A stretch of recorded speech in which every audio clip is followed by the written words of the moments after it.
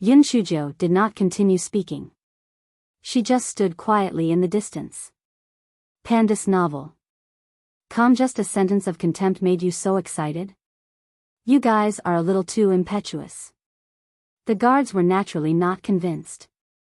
This wild girl who appeared out of nowhere was simply twisting logic. Unless she had a brain, she would only follow her. I know.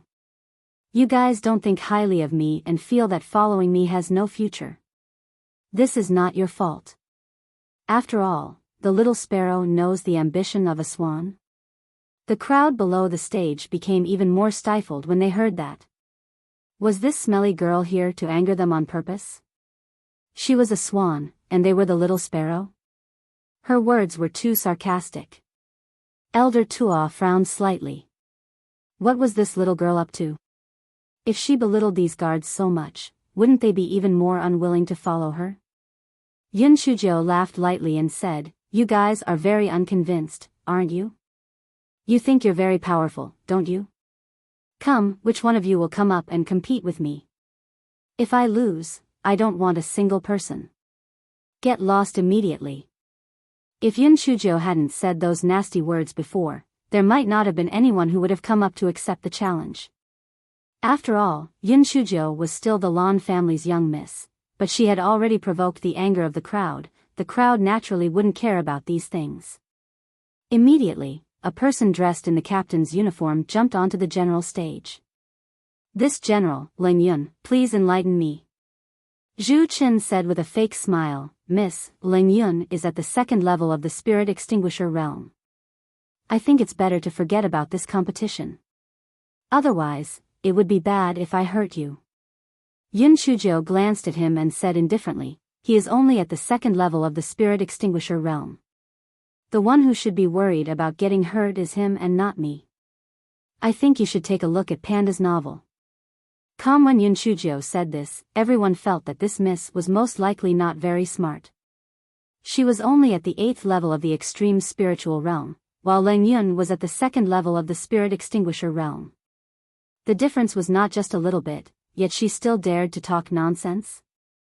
Zhu Chen's tone was slightly cold. Ling Yun, since the young miss wants to spar with you, then you might as well obey respectfully. However, you have to know your limits when attacking, don't hurt the young miss. Ling Yun's face revealed arrogance. I've received the order. Young miss, please. Yun Shujo knew that these guards were people who rolled on the edge of a knife. She had to use her strength to make them completely convinced, so she did not plan to use some harmful moves, such as chili noodles, talismans, and the like. This time, she wanted to use her own strength to speak. Therefore, as soon as Ling Yun's voice fell, Yun Shujo immediately rushed forward. The sharp palm wind went straight for Ling Yun's face. Ling Yun never thought that Yun Shujo's movement technique would be so fast. Although he dodged it, he was somewhat embarrassed. His expression immediately became a little ugly. He withdrew some of his contempt and started to fight with Yun Shujo. As Yun Shujo did not release her spiritual beast, Ling Yun did not release it either. Otherwise, it would appear that he was afraid of her. However, Yun Shujo's ghostly movement technique forced Ling Yun to only be able to parry without being able to retaliate. Ling Yun was anxious and puzzled. Yun Shujo's cultivation was clearly 3 levels lower than his, and she had even crossed a large level. Why was her movement technique faster than his? Zhu Qin, who was watching the battle from the side, frowned. He had the same doubts in his heart. How could Yun Shujo's movement be so fast? They did not know that Yun Shujo was often hunted down. In order to save her life, she would naturally put her life on the line to practice her movement. Ling Yun was becoming more and more passive. He knew that if this continued, he might lose this competition without realizing it. If that happened, it would really be a disgrace. Therefore, he did not care about anything else. After jumping to the side, he released his own spiritual beast, a huge spiritual tiger. The huge fiery red tiger looked exceptionally mighty. It immediately pounced on Yun Shujo with bared fangs and brandished claws. The strange grass in Yunchuji's dantian was practically blooming with joy. It was the Guai Chao. Haha. The opportunity for its Goei Batsao to make a name for itself had arrived. As the saying goes, the opportunity was left for the grass that was prepared. It was already prepared. Unfortunately, this fellow had repeatedly injured Hei Xinjiu by mistake. Hei Xinjiu also felt that this competition was very important, so she did not intend to let it out. After Yun Shujiu dodged the attacks of Leng Yun and the huge tiger, she shot out several small spiritual needles. Although Leng Yun did not take Yun Shuji's small spiritual needles seriously, he did not rashly take them. Instead, he dodged them sideways. However, the huge spiritual tiger arrogantly used its claws to catch several small spiritual needles. It even used its mouth to catch a few and looked at Yun Shujiu proudly. Yun Shujiu smiled coldly.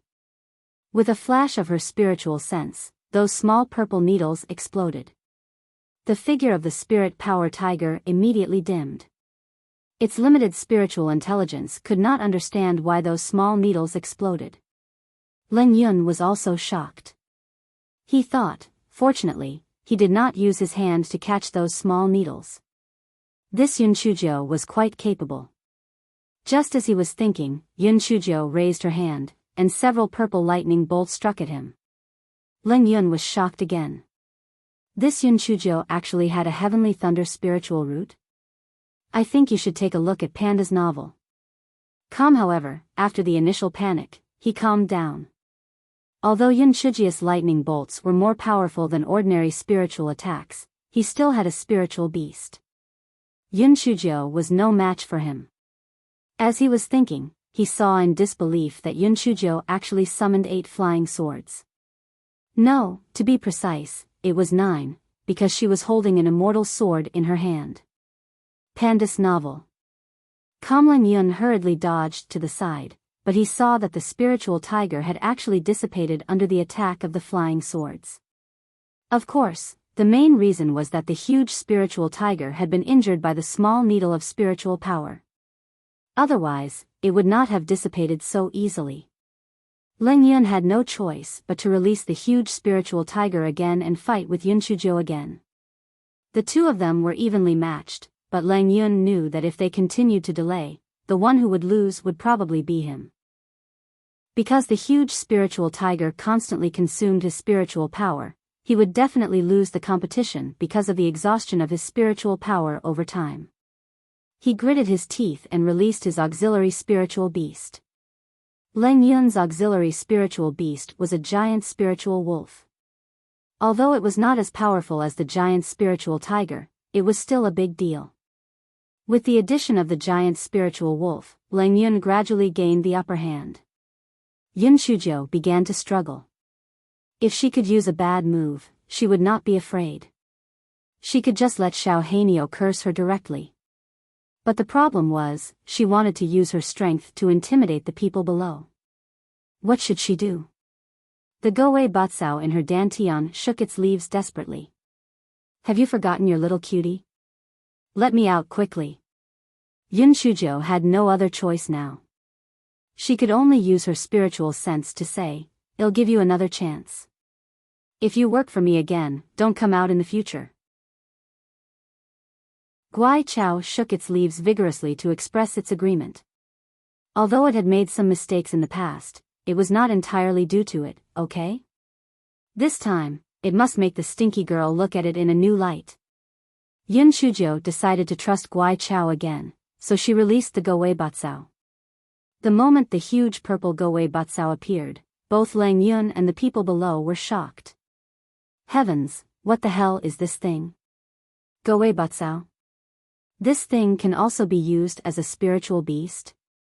Can it have combat strength? Leng Yun's 2 spiritual beasts looked at Goei Batsao with disdain. Can this thing compare to them? It's simply trash. Goei Batsao felt the disdain of the 2 spiritual beasts. It didn't say a word. Of course, it also didn't know how to speak. It directly swung 2 leaves and sent the spiritual tiger and the spiritual wolf flying. This time, the whole place was dead silent. This was too powerful, right? Although the spiritual tiger and the spiritual wolf were distracted just now, so they were easily sent flying, but this also showed that Goei Batsao was not ordinary strong. Goei Batsao felt everyone's surprise and felt that it was awesome. If it hadn't given the pretty boy 2 drops of juice, and if it wasn't still a baby, these dregs wouldn't have been scared to death. Just as this guy was feeling proud, he heard Yun Shujio use her spiritual sense to say, "Stop showing off, quickly get that Len Yun off the stage." Hearing that, Goei Batsao looked at Len Yun, who was a little dazed, with disdain, and then stretched out its leaf to hit Len Yun. Len Yun came back to his senses and hurriedly dodged. Fortunately, at this time, the huge spiritual tiger and the huge spiritual wolf that were sent flying also returned to the stage and blocked Goei Batsao. Goei Bakao's little temper was on the rise. Pandas novel. The giant spiritual tiger and the giant spiritual wolf were sent flying again. This time, it was even more tragic as they were directly sent flying. Len Yun gritted his teeth and prepared to release the giant spiritual tiger and the giant spiritual wolf again. However, Yun Shujia's flying sword had arrived. He had no choice but to stop the release and dodge the flying sword. However, just as he dodged the flying sword, the leaves of Goei Batsao had already come at him. He had no choice but to dodge the attack of Goei Batsao again. Len Yun was forced into a sorry state. He did not even have the time to release the spiritual beast. In the end, he was pulled off the stage by the leaves of Goei Batsao. Goei Bakao's heart was filled with joy. Complete victory. Who else? Who else? It said that once Goei Batsao appeared, who else could compete with it? Yun Shujio really couldn't be bothered to watch it show off. Moreover, she was afraid that if she let this fellow stay on the stage for too long, it would cause some trouble, so she directly cut off the spiritual power supply.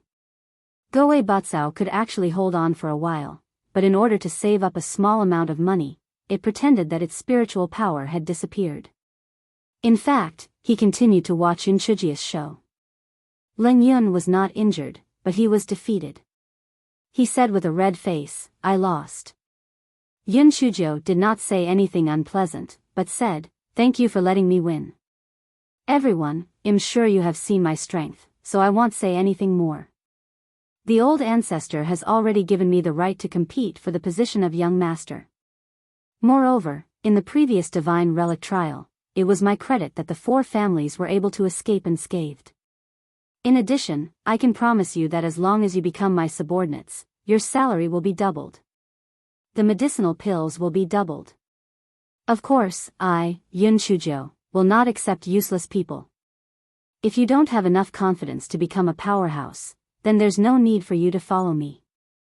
Now, if anyone wants to follow me, step out." When everyone heard Yun Shujia's words, they could not help but stir up a commotion. Originally, they did not have any interest in this cousin lady. Although her cultivation seemed to be all right, her combat strength was definitely not as good as the guards who lived on the edge of knives all year round. However, they did not expect that this cousin lady was not only not weak in combat strength, she could even be called valiant. She was actually able to cross 3 levels and defeat Len Yun. This was simply inconceivable. One had to know that not only were they 3 levels apart, but they had also crossed a large level. The strong were the most respected among cultivators. After they had witnessed Yun Shujia's combat strength, their previous prejudice had also dissipated. In addition, when they heard about the attractive conditions of double salary and double pills, many people were tempted. However, they were more or less hesitant. After all, this was a major decision. At this moment, Len Yun was the first to stand out. "I am willing to follow Miss Cousin." Len Yun was very practical. He had just lost to Yun Shujio. If he stayed in the main camp, he would be laughed at in the future. However, if he became Yun Shujia's subordinate, this problem would not exist. After all, Yun Shujio was the master. Moreover, he had been dragged off the stage by that Goei Batsao just now. If he followed Yun Shujio, he would be able to see what the Goei Batsao was capable of. The moment Lang Yun stepped out, the team that he had originally led all stepped out. Pandas novel. Those who were initially hesitant saw that Lang Yun's team had stepped forward, and they did not hesitate any longer and stepped forward as well. Everyone had the mentality of following the crowd. Seeing that more and more people were stepping forward, some who were wavering also stepped forward. Zhu Chen saw that more and more people were stepping forward, and his expression changed drastically. If he did not stop them, half of the people would probably be taken away by this young miss. I think you should take a look at Panda's novel. All right. That's it. Under Zhu Chen's command, everyone stopped stepping out. Some of the people who were initially hesitant couldn't help but feel annoyed. If they had known earlier, they would have stepped out earlier. What a pity. Humans were like this. In fact, they might not like certain things or things so much. However, once they couldn't get what they wanted, they would magnify this kind of desire infinitely. Zhu Chen took a rough look and saw that there were 2,000 to 3,000 people who had come out. This was far more than the 500 people he had mentioned before. He squeezed out a smile and said, Miss Cousin, you can choose 500 people from them. Yun Shujiu looked at him with a smile that was not a smile. 500 people? I have made a bet with you before. As long as they are willing to come with me, you won't stop them. Why, do you want to go back on your word now? Don't the leaders know that there are no jokes in the military? Don't they know that military orders are like a mountain? Or is your leader simply a person who doesn't keep his word? Zhu Chen finally understood why Elder Tuo had looked at him sympathetically before. It turned out that this cousin lady looked like a little sheep, but in fact, she was a wolf in sheep's clothing. And she was the kind of wolf that would eat people without spitting out their bones. He could only look at Elder Tuo for help. If he really let the young lady take these people away, he would have done his best. Elder Tuo smiled and looked like he could not help her. Zhu Chen's heart sank. He knew that he could only ask Yun Shujiu for help. When he thought of how he had belittled and neglected her before, cold sweat broke out on his forehead. He was afraid that he would not be able to pass this test easily. Zhu Chen said shamelessly, Miss, I was blind before and neglected you. Please don't lower yourself to my level. I apologize to you. Zhu Chen's face flushed red. In this camp, he could call the wind and summon the rain. It was the first time he had apologized. However, there was no other way. If he did not apologize, he would really let this young cousin take all of them away. The consequences were simply unimaginable. Yun Shujiu saw that Zhu Chen was like this, so she did not continue to make things difficult. After all, Zhu Chen's status in the Lan family was extraordinary, so there was no need to go too far. Thus, she smiled faintly and said, Leader Zhu, what are you doing? I was just joking with you. We agreed on 500 people, so we'll naturally have 500 people. Zhu Chen, joking? Your joke can scare people to death, okay? However, when he heard that she had relented, his heart finally calmed down, and the smile on his face became more sincere. Thank you, Miss Cousin. It'll help you select 500 elites from these people. Yun Shujiu said faintly, there's no need. Let's go with the first 500 people. When Yun Shujiu said this, not only Zhu Chen was stunned, but the people below were also stunned. The first 500 people who were listed? How was this to be identified? After all, no one had registered. Who knew which 500 people were listed at the beginning? Zhu Chen said awkwardly, Miss Biao, the incident just now happened suddenly. I did not ask anyone to register, so the first 500 people who were listed at the beginning could not be identified. Yun Shujiu interrupted him and said calmly, it's okay. I know who is in the top 500. I can identify them. Zhu Chen, this Miss Cousin didn't lose her mind just because she won the bet, right? She could identify them? What did she mean? She remembered the first 500 people who were listed? I think you should take a look at Panda's novel. Come, what a joke. He believed that she could remember the first 100 people who were listed. That was because the first 100 people were Lang Yun's team. However, the last 400 people were scattered among the teams. How could she remember the order? Yun Shujiu did not pay attention to Zhu Chen. Instead, she said in a clear voice, "The people I have selected will stand on the right side of the military field. Lang Yun, lead your team to go over first." Lang Yun immediately led his team to the empty space on the right side, thinking to himself, "Is this young lady talking big or does she really have a photographic memory?"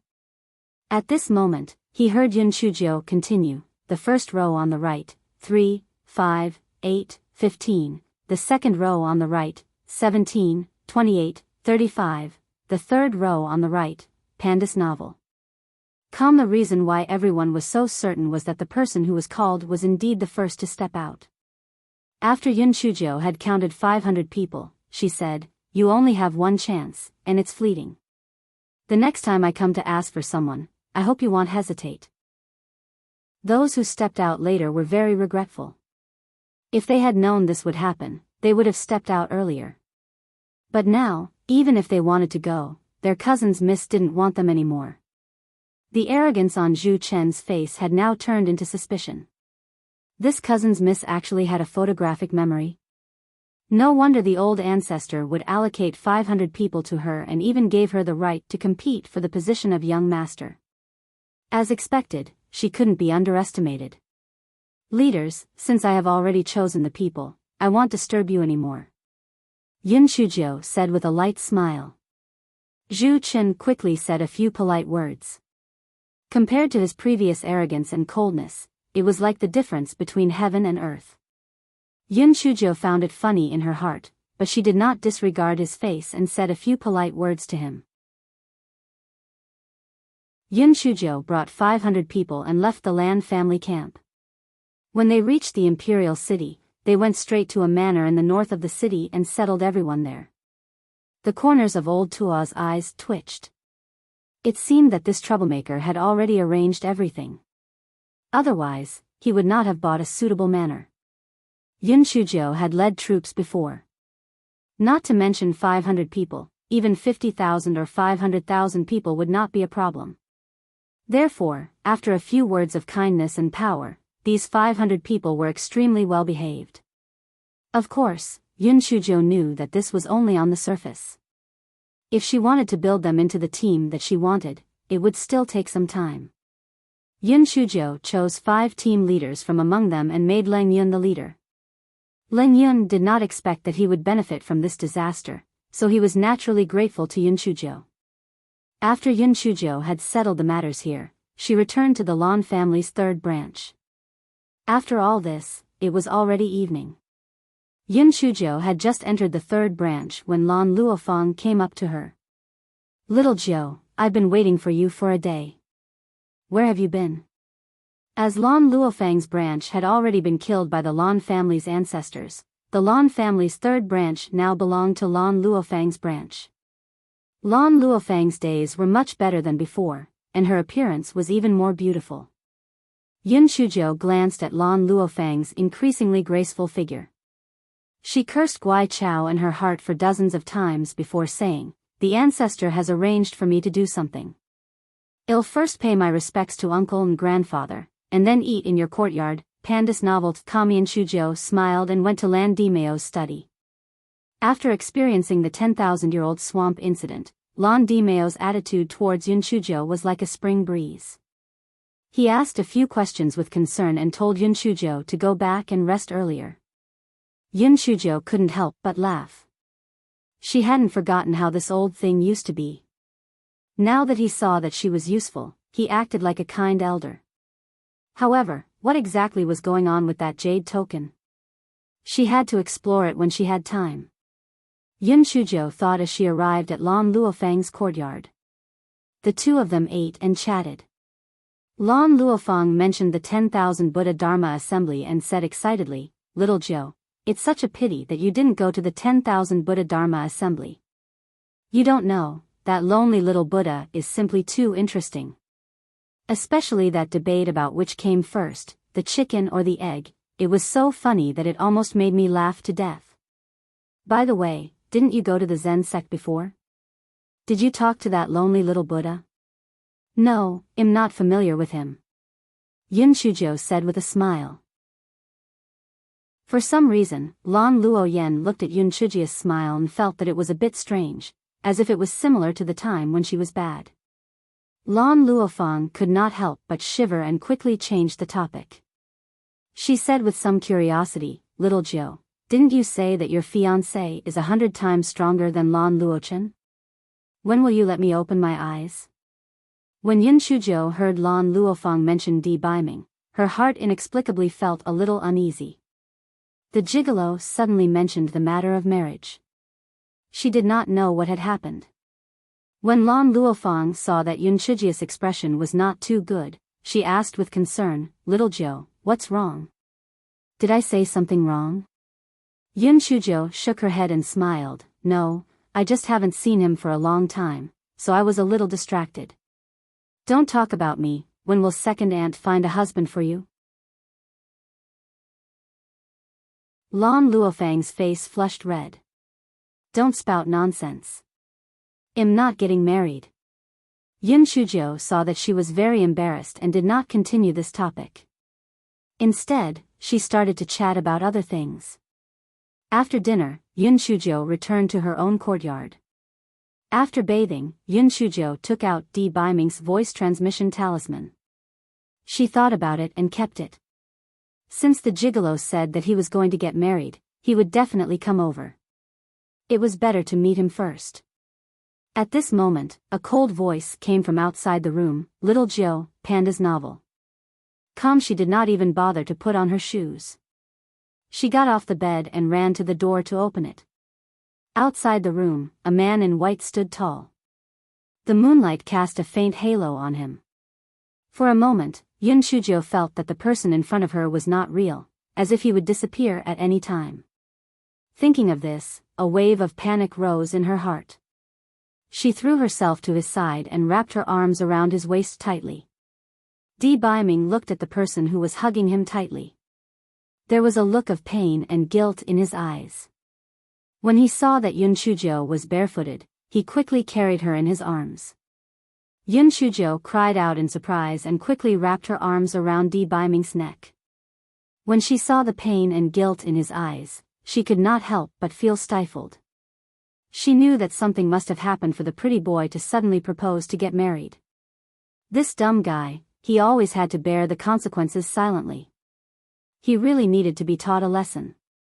"I think you should take a look at Panda's novel." Di Biming carried Yun Shujo into the bedroom and bent down to gently put her on the bed. He did not expect Yun Shujo to suddenly exert force and actually bring the defenseless him onto the bed. Furthermore, she flipped over. She sat on top of him.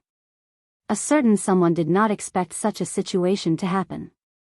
He actually forgot to react for a moment. There were no lights in the room. Only the dim moonlight shone through the window. The young girl's eyes were shockingly bright. Di Biming felt as though his entire being was immersed in those eyes that were as bright as the stars. At this moment, the corner of the young girl's mouth curled up slightly and she suddenly kissed him. For a moment, the words that he wanted to say and the chaotic thoughts in his heart were thrown out of his mind. He only wanted to cling on to the person in front of him. However, a sharp pain came from his lips. He let out a low cry. Before he could say anything, he saw that the usually bright and beautiful girl was already crying. His heart instantly tightened. He did not care about his bleeding lips. He sat up and hurriedly used his hand to wipe the tears on the girl's face. "Little Jiu, you. What happened to you?" Yun Shujo only sobbed quietly and did not say anything. She was so heartbroken that he almost died. "Little Jiu, say something.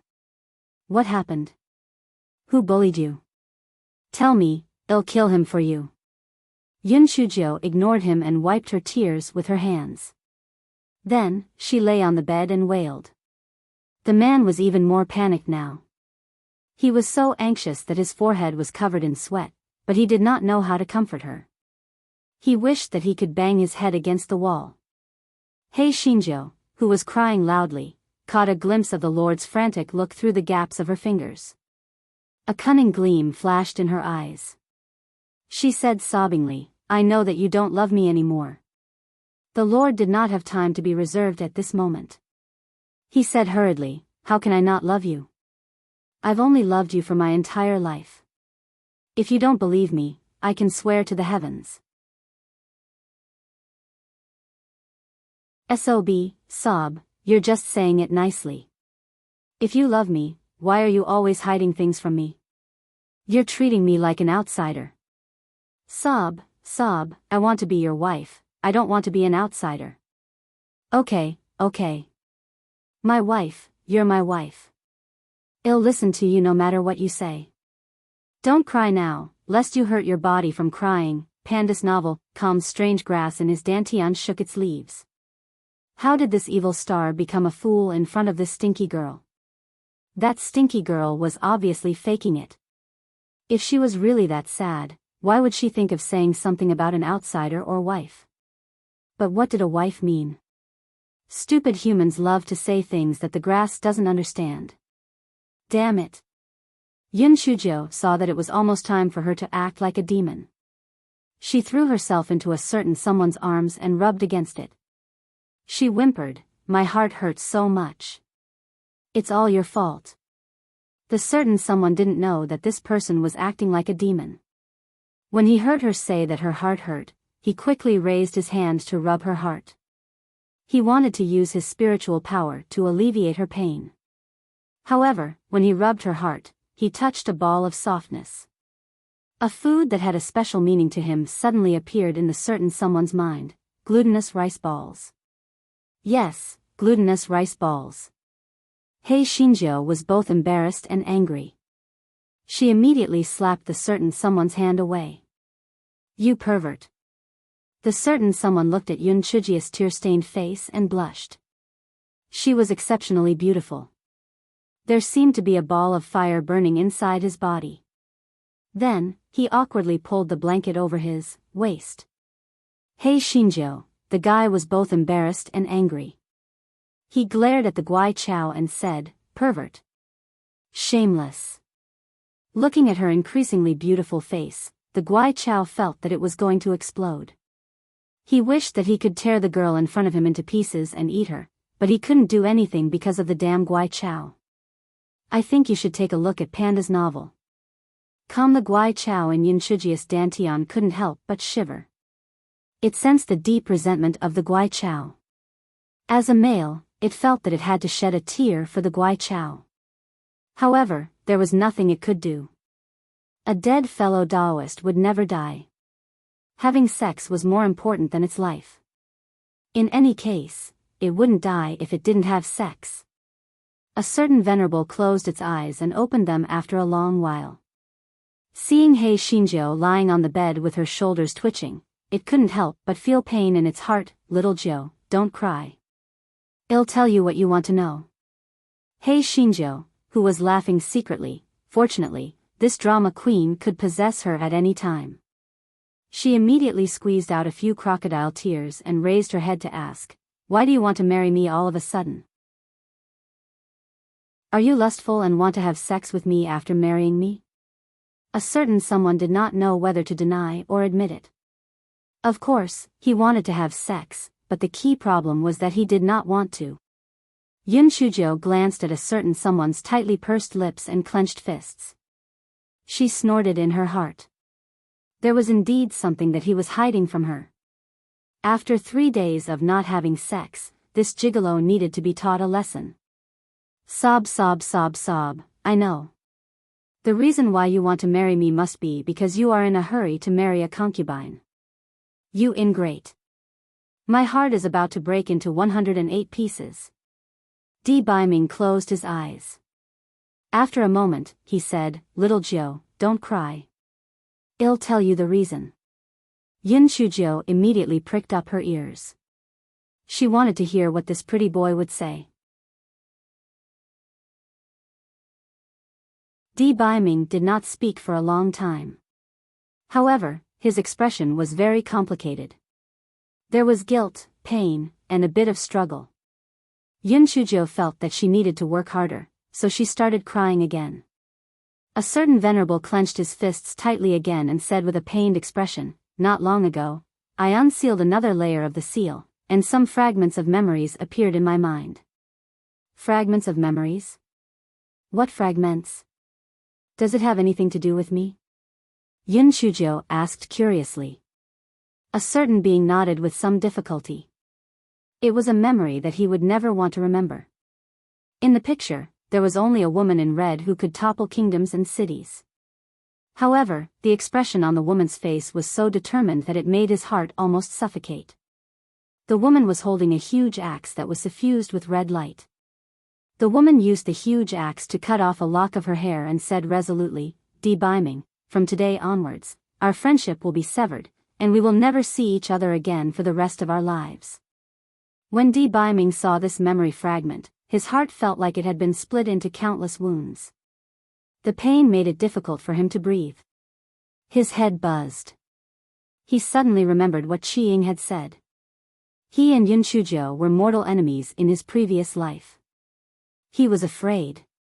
He knew Yun Shujo too well. Although she was usually very outgoing, she was very clear about her grudges. Once she decided on something, no one could change it. He was afraid that if Yun Shujo really remembered the memories of her past life, she would leave him. He was afraid that if the so-called grudges could not be resolved, he would lose her. He was even more afraid that if Yun Shujo remembered the memories of her past life, she would hate him. "I think you should take a look at Panda's novel." Although he did not know what kind of character Yun Shujo had in her past life, and he did not know what exactly happened, since she was so determined, he must have done something that made her very sad. She couldn't forgive him. So, after thinking about it, he decided to marry Yun Shujo immediately. Perhaps in the future, when she remembered the memories of her previous life, she would at least give him a chance to make up for it, for the sake of being husband and wife.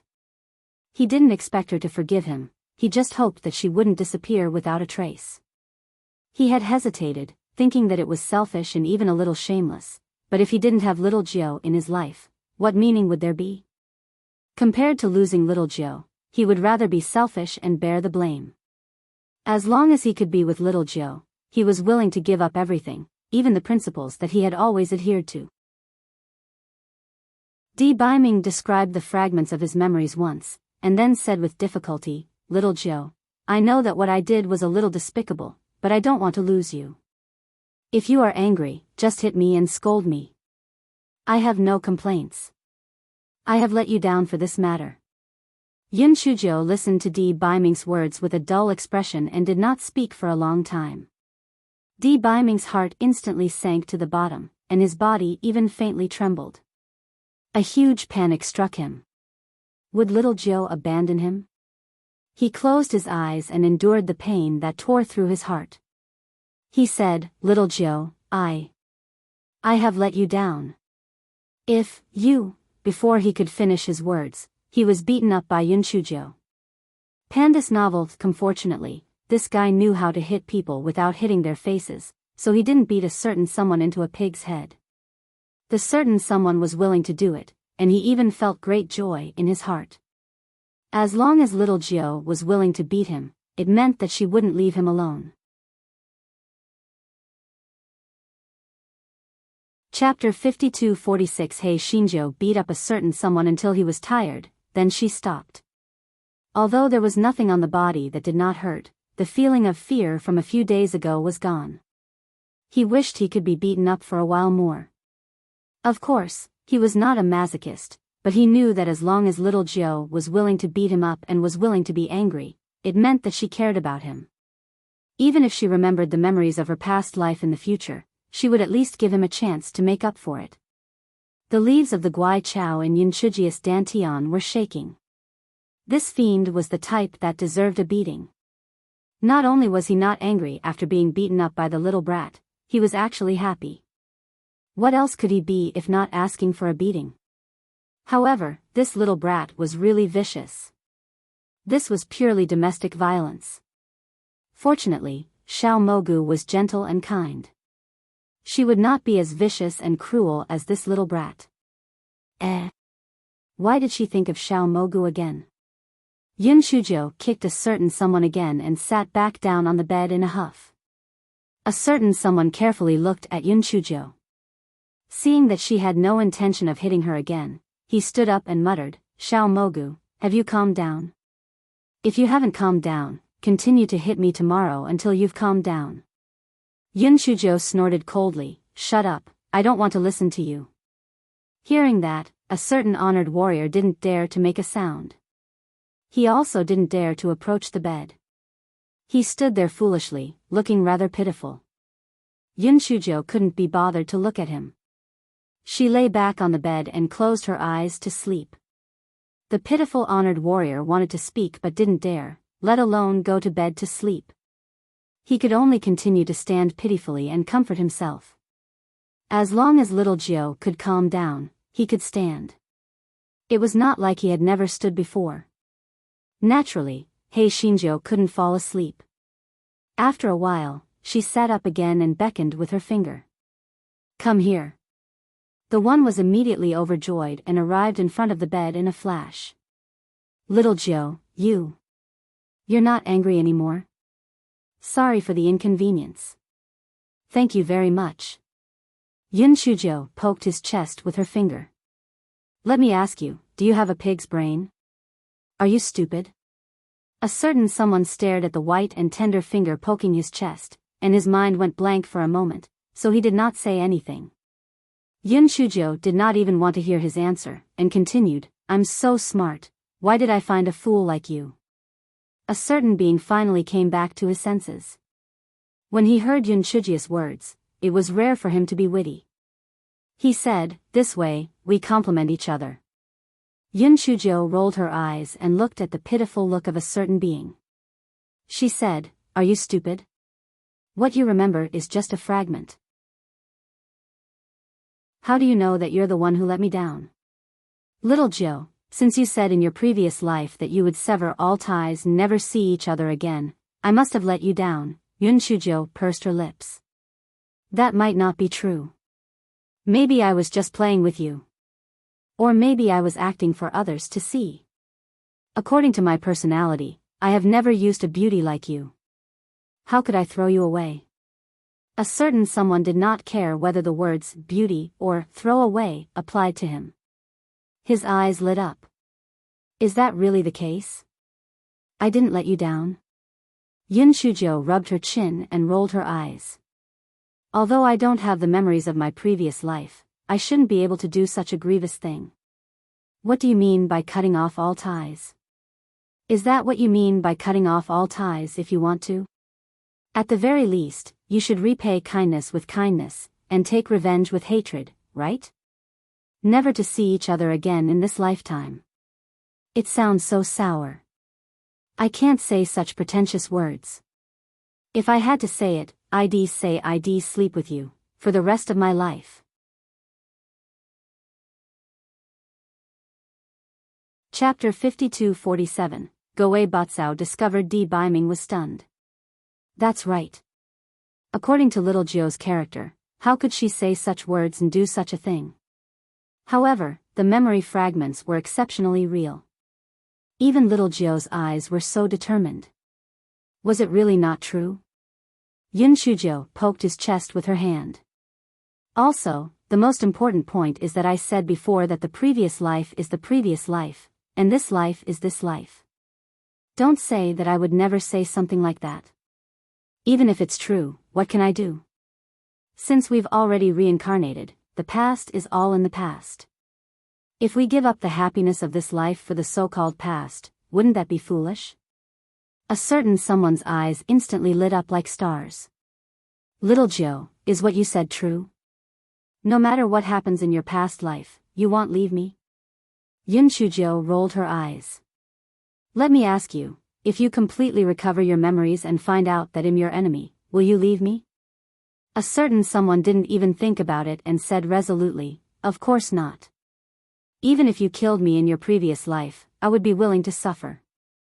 Yun Shujo poked a certain someone's chest again. Then that's it. You have to believe in me as if you believe in yourself.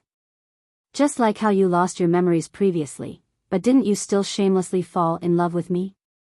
Therefore, we can't be separated. If you have the time to worry about these things, you might as well spend more time with me, the young girl who stayed behind. A certain someone suddenly grabbed He Xinjia's hand that was still poking randomly. Then, he leaned down and covered his lips. He Xinjiu, damn it, men were indeed animals that had not fully evolved. If you want to talk, talk nicely. What kissing? Shameless.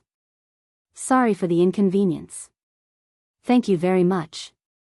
After lingering for a long time, a certain someone finally released He Xinjiu reluctantly. He Xinjiu glared at him.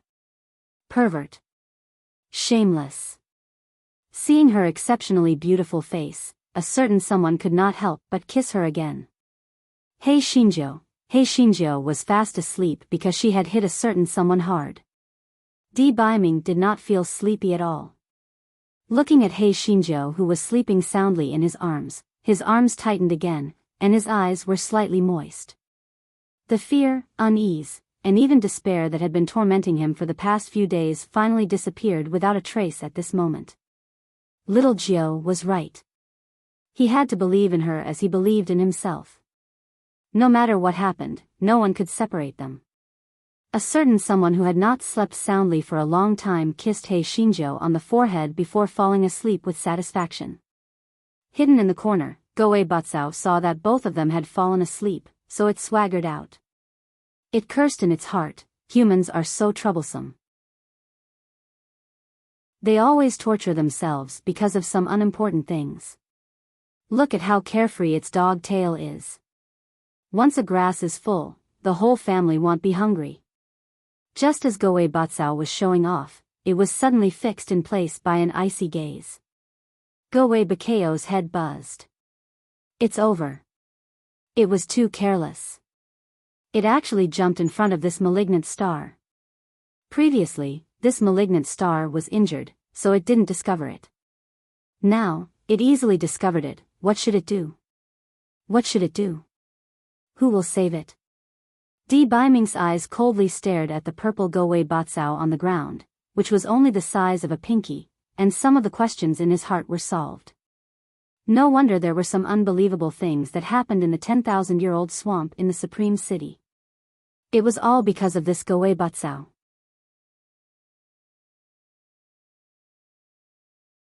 Chapter 52-48. The fearful Goei Batsao. Di Biming was truly a little surprised. After all, he had never heard of any family's spiritual beast being able to amass a small treasury on its own.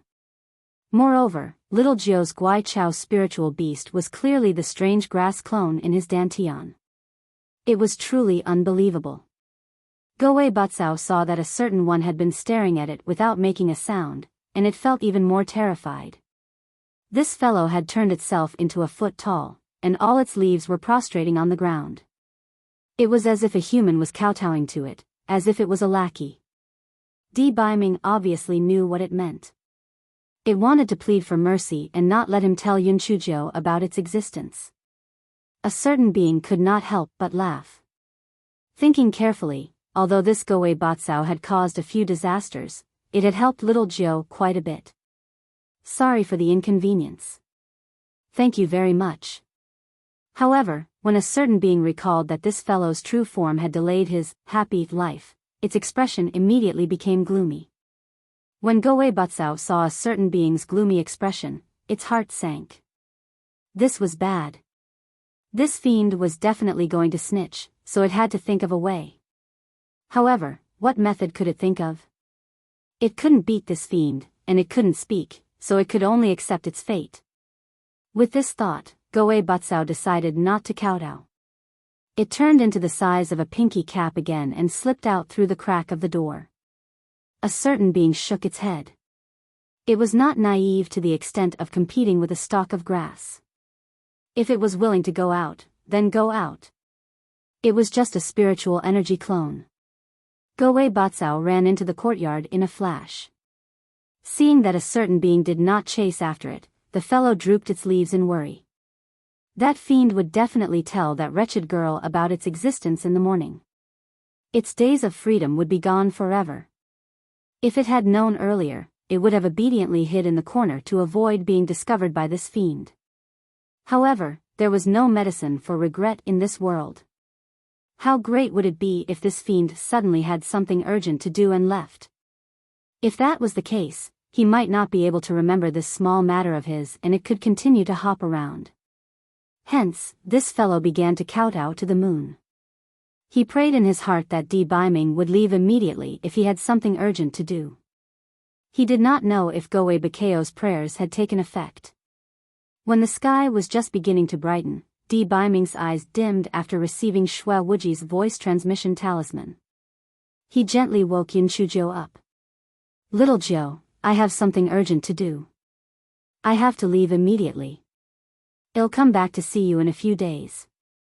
Yun Shujiu, who was still in a daze, immediately became clear-headed when she heard that he was leaving. She could not help but pucker her lips. Di Biming said guiltily, "The situation is urgent." His words were blocked by Yun Shujiu. Yes, he used his mouth. A moment later, He Xinjiu looked at the lips that she had bitten and said proudly, "No need to explain. I understand. You can leave now." A certain someone was angry and amused, but he could not bear to do anything to her. He hugged her tightly and did not say anything. After a long while, a certain someone finally got up and turned around to leave. After hearing Xue Wuji's words, a certain someone was burning with anxiety, so he ignored the matter of Goei Batsao. When he remembered a few days later, he could not contact He Xinjiu, so Goei Batsao escaped. Of course, these were all future matters. Goei Batsao was still hiding in the ant cave in the courtyard, trembling with fear. It was extremely nervous. When it saw a certain venerable leave, it became even more nervous. It was over. That fiend must have told that wretched girl about the matter. Its days of carefree Goei Batsao were gone for good.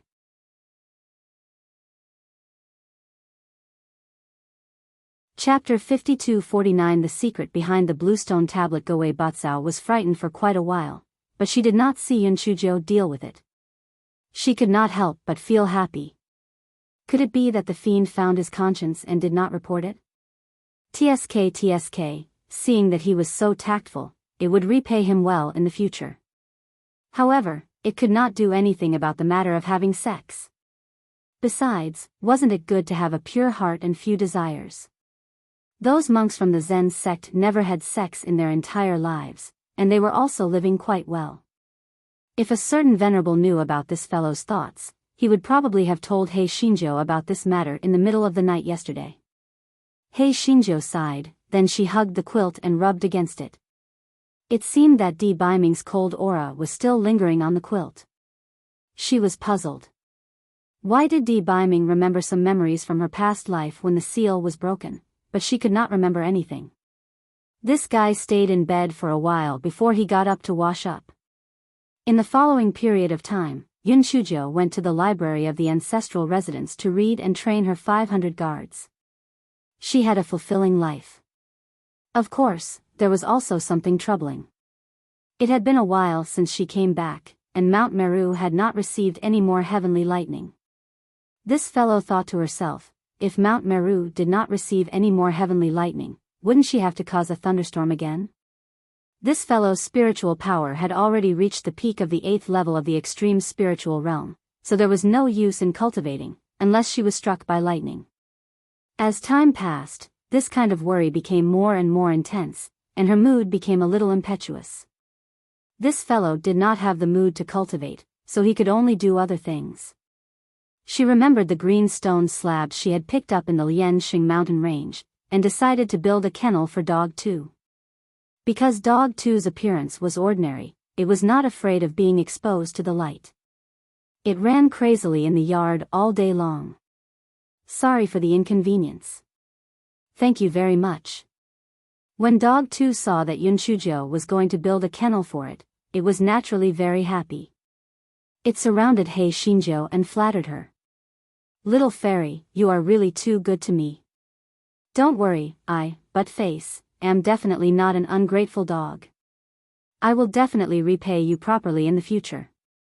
Yun Shujio curled her lips. Did this butt-face really think of her as a dog? Where was the moral integrity of the fierce beast Xiong-chi?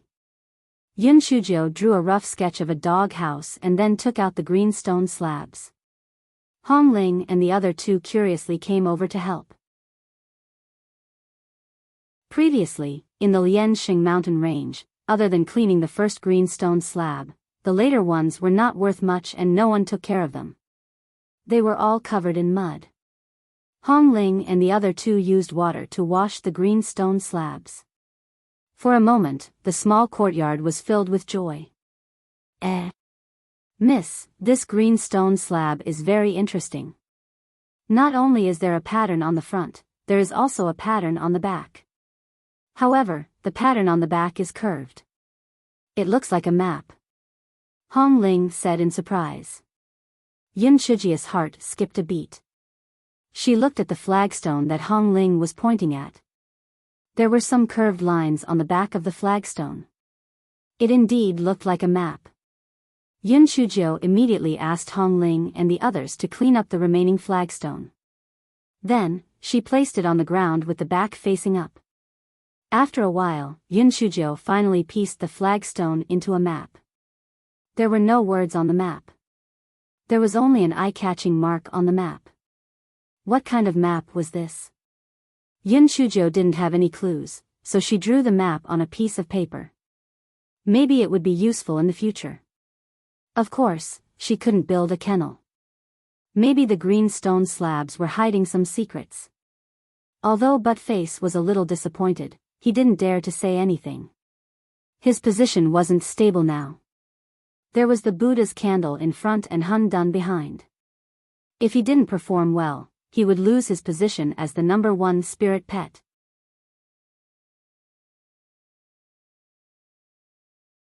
Chapter 52-50 Qing family of the Valley of Fog. Yun Shujio was bored to death and decided to pay her respects to the ancestor of the Lan family and wash her face at the same time.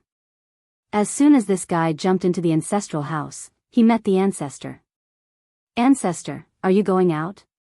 Yun Shujio asked curiously. The ancestor of the Lan family lived in seclusion and rarely left his own courtyard. It seemed that he was going out.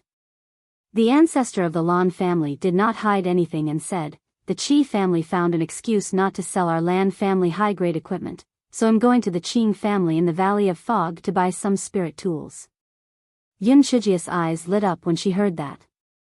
She had always wanted to buy a few high-grade flying and defensive spirit tools, so she naturally could not miss such a good opportunity. Hence, this fellow smiled like a flower. Ancestor, our imperial city is a few days away from the Valley of Fog. You are so lonely and cold by yourself. Who will bring you tea and water? Who will laugh with you to relieve your boredom? The ancestor glanced at her and pointed at Hunchback beside her. Don't worry about that. Hunchback will go with me.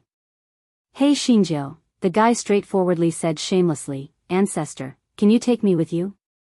I want to broaden my horizons. Please. The ancestor looked at her pitiful look and hesitated. It was okay to bring one more person, but this troublemaker would cause trouble wherever she went. What if she caused trouble? Hey Shinjo guessed the old ancestor's thoughts and quickly said, Old ancestor, don't worry. I promise to be obedient and not cause trouble. Moreover, we are going to buy spiritual artifacts, not to fight. What trouble can I cause? What trouble can I cause? The Lan family's old ancestor thought that it made sense.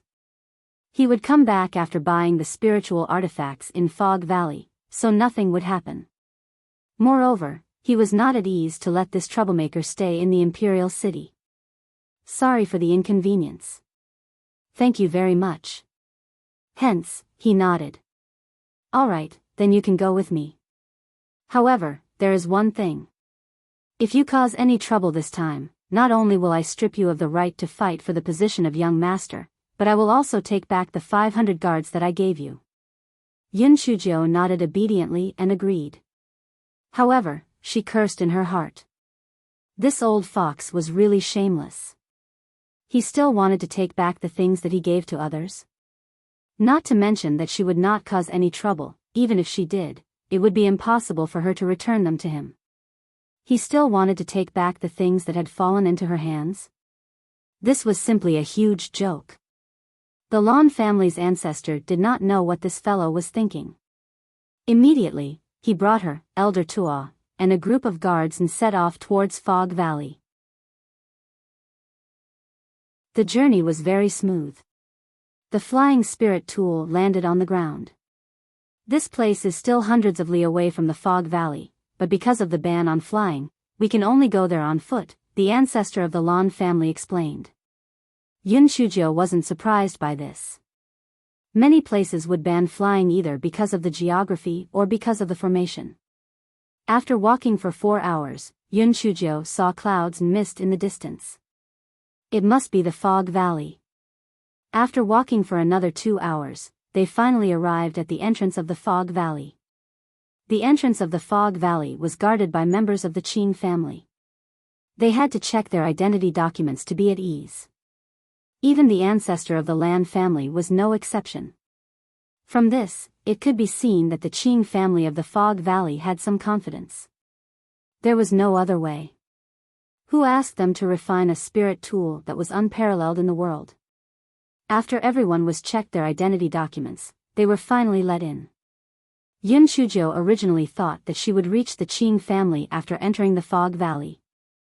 She did not expect that the Fog Valley was very big. The entrance of the valley was not far from the Qing family.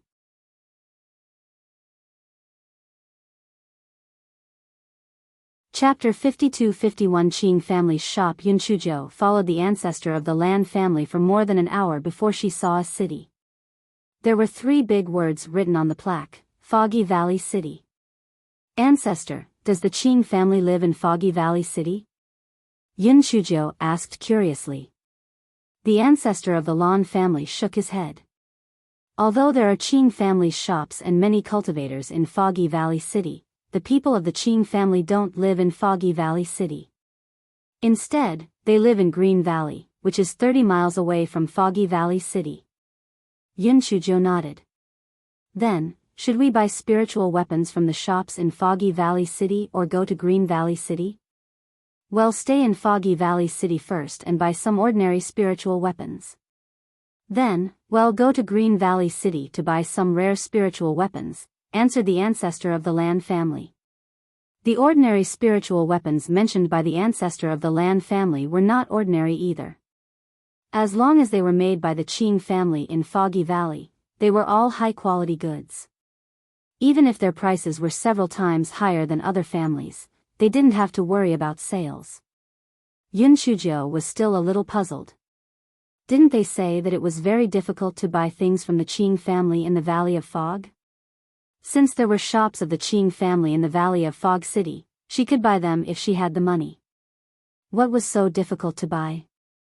This question was quickly solved. After entering the Valley of Fog City, she found that there was a long line at the entrance of every shop. Moreover, even if the line reached you, you might not necessarily be able to buy the things you wanted to buy, or even nothing. That was because after the line reached you, in addition to handing over normal money, every item would have additional conditions, such as herbs, ores, and even some strange missions. If the corresponding conditions were not met, then sorry, you could only return empty-handed. Yun Shujio's eyes immediately lit up. Io, this Fog Valley's Qing family really knew how to do business. This way, the materials they needed to refine weapons would not be in short supply, and they could also create a high-end and high-class status. This time, the ancestor of the Lan family came prepared. He brought a lot of ores and herbs, and also a lot of guards. He arranged for the guards to line up. When the line arrived, he would go over to pay the money and the corresponding herbs and ores. As there were several shops, the ancestor of the Lan family, Elder Tua, and He Xinjiu were each responsible for a few nearby shops. Sorry for the inconvenience. Thank you very much. Before the ancestor of the Lan family left, he was a little hesitant. The reason was very simple. Naturally, he was afraid that He Xinjiu would cause trouble. However, he did not want to cause trouble even if he wanted to buy something. Moreover, the shop he was in charge of was only one street away from here. It should not be a problem. Therefore, the ancestor of the Lan family gave a few instructions to Yun Chuzhou and went to another street. Yun Chuzhou leisurely watched from the side. Anyway, the people of the Lan family would not be able to line up for a while. These shops needed to line up to buy things, but they were casual to visit. Therefore, Yun Chuzhou randomly chose a shop and walked in. If there were customers who asked about the goods, the staff in the shop would also explain, but they were not so enthusiastic. After all, there was no need to worry about selling these things.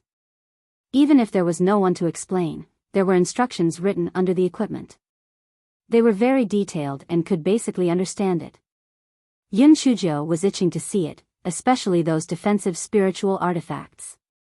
Many of them had already reached the low-grade immortal artifact level. This guy decided to use his official position for personal gain. When the Lan family members lined up later, he would definitely buy more. After all, she did not lack money or ores. Just as this guy was thinking happily, he heard the ingratiating voice of the shopkeeper. "Second miss, you're here."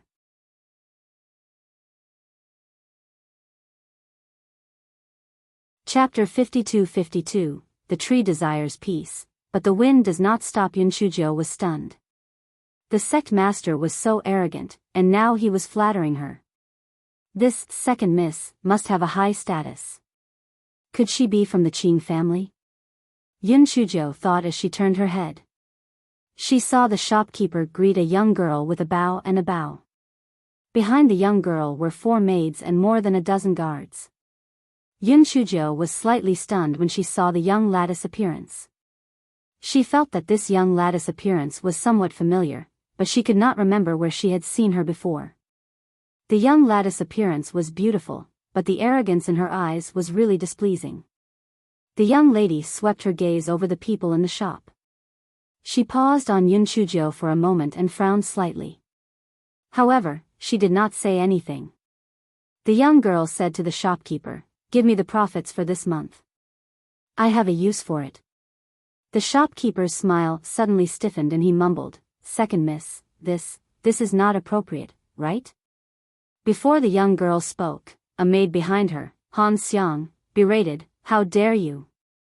How dare you speak to our miss like this? Are you tired of living?" The shopkeeper became even more terrified and explained, "Second young miss, it's not that I have offended you. It's just that this shop is the property of the great master, and I can't make the decision. Sorry for the inconvenience." "Thank you very much." Han Xiang sneered, "You are really a loyal dog of the great master. In 2 days, all the shops of the Qing family will belong to our second young miss. Why can't our young miss come 2 days earlier to collect the spirit stones?" When the shopkeeper heard Han Xiang's words, a trace of anger flashed in his eyes, but he still suppressed it and continued to say in a low voice, "These are the matters of the masters. As a slave, I am only following orders. Please forgive me, second young miss." A trace of impatience flashed across the face of the second young miss. After Han Xiang saw it, she snorted coldly and said, "How dare you, slave? You have really rebelled against the heavens. If you don't do as second young miss says today, you don't have to be the shopkeeper anymore." The shopkeeper probably couldn't stand it anymore. He changed his previous low and humble tone and said coldly, "No matter who this shop belongs to in the future, it's still a big house now. Second miss, don't make things difficult for me." The second miss sneered, "Teach him the rules." Immediately, a few guards came forward and pressed down on the shopkeeper. Han Xiang went forward and gave the shopkeeper a hard slap. "Are you going to give it or not?" The shopkeeper's eyes were red. "I've said it before. This is the property of the big house, not the second house." The shopkeeper's words naturally attracted another round of slaps. Yun Chuzhou frowned.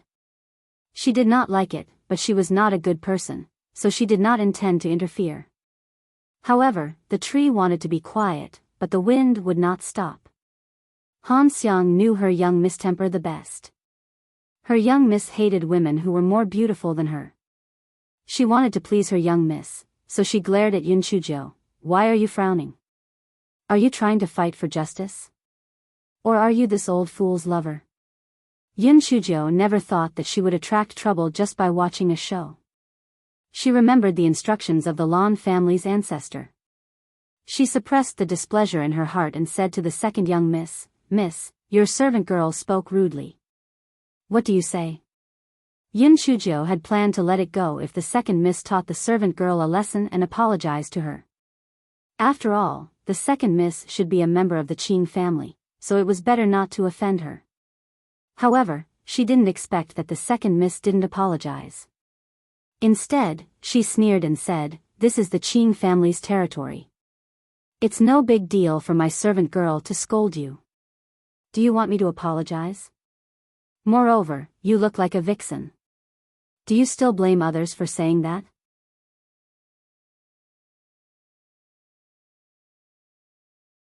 Chapter 52-53 The Road to Death or the Road to Heaven.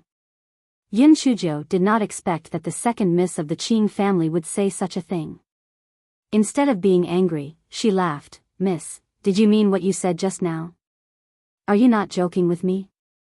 The disdain on the second miss of the Qing family's face grew even more. Joking?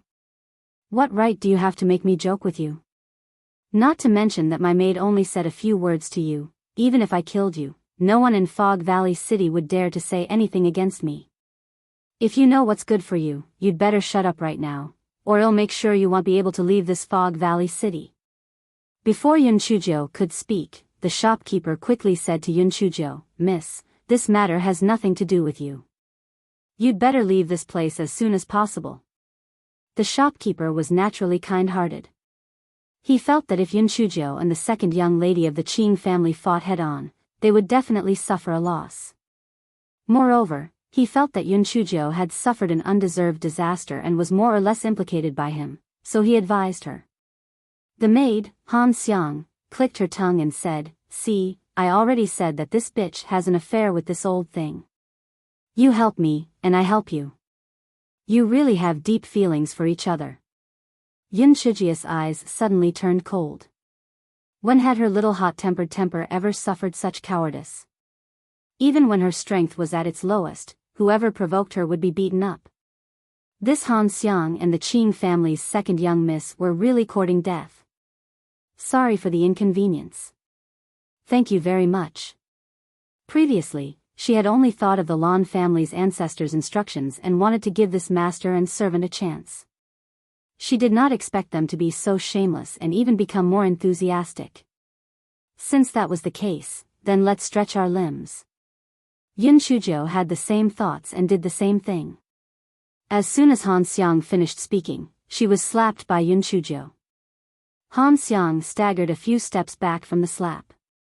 If she had not been supported by a maid, she would have fallen down. Han Xiang could not believe what had happened. There was actually someone who dared to hit her in Fog Valley City? She was the servant girl of the second miss of the Qing family. Was this bitch tired of living? After Han Xiang screamed in pain, she roared ferociously, You bitch, how dare you hit me? I'll kill you. Han Xiang slapped her palm towards Yun Shujo, but Yun Shujo was clearly still in front of her a moment ago, but she disappeared in the blink of an eye. Just as she was in a daze, she felt a chill on her neck.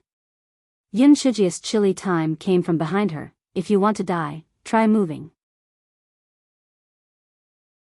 Han Xiang lowered her head and looked at the large kitchen knife pressed against her neck. She was both afraid and angry. Miss, save me. This bitch. Before she could finish her words, a bloody scar appeared on her neck. She shut her mouth in fear and did not dare to say another word. Whether it was the shopkeeper or the others, they were all shocked by Yun Shujia's actions. She actually dared to touch the second miss of the Qing family in Fog Valley City? Was she seeking death? Was it the ignorant who were fearless, or did she have something to rely on? The second miss of the Qing family's expression was very cold. If you let Han Xiang go now, I will only destroy your appearance and spare your life. If you don't let her go, then only death awaits. Yun Shujo laughed lightly and said, only death awaits? I will take any path, but I won't take the road of death. Even if it's a road of death, in front of me, it has to become a road to heaven. The second miss of the Qing family sneered, you really don't know life and death. Take her down for me. If you don't care about the life and death of your servant girl, get someone to do it. Yun Shujo slightly exerted force on her hand, and another bloody scar appeared on Han Xiang's neck. Han Xiang immediately screamed, Miss, help! Help!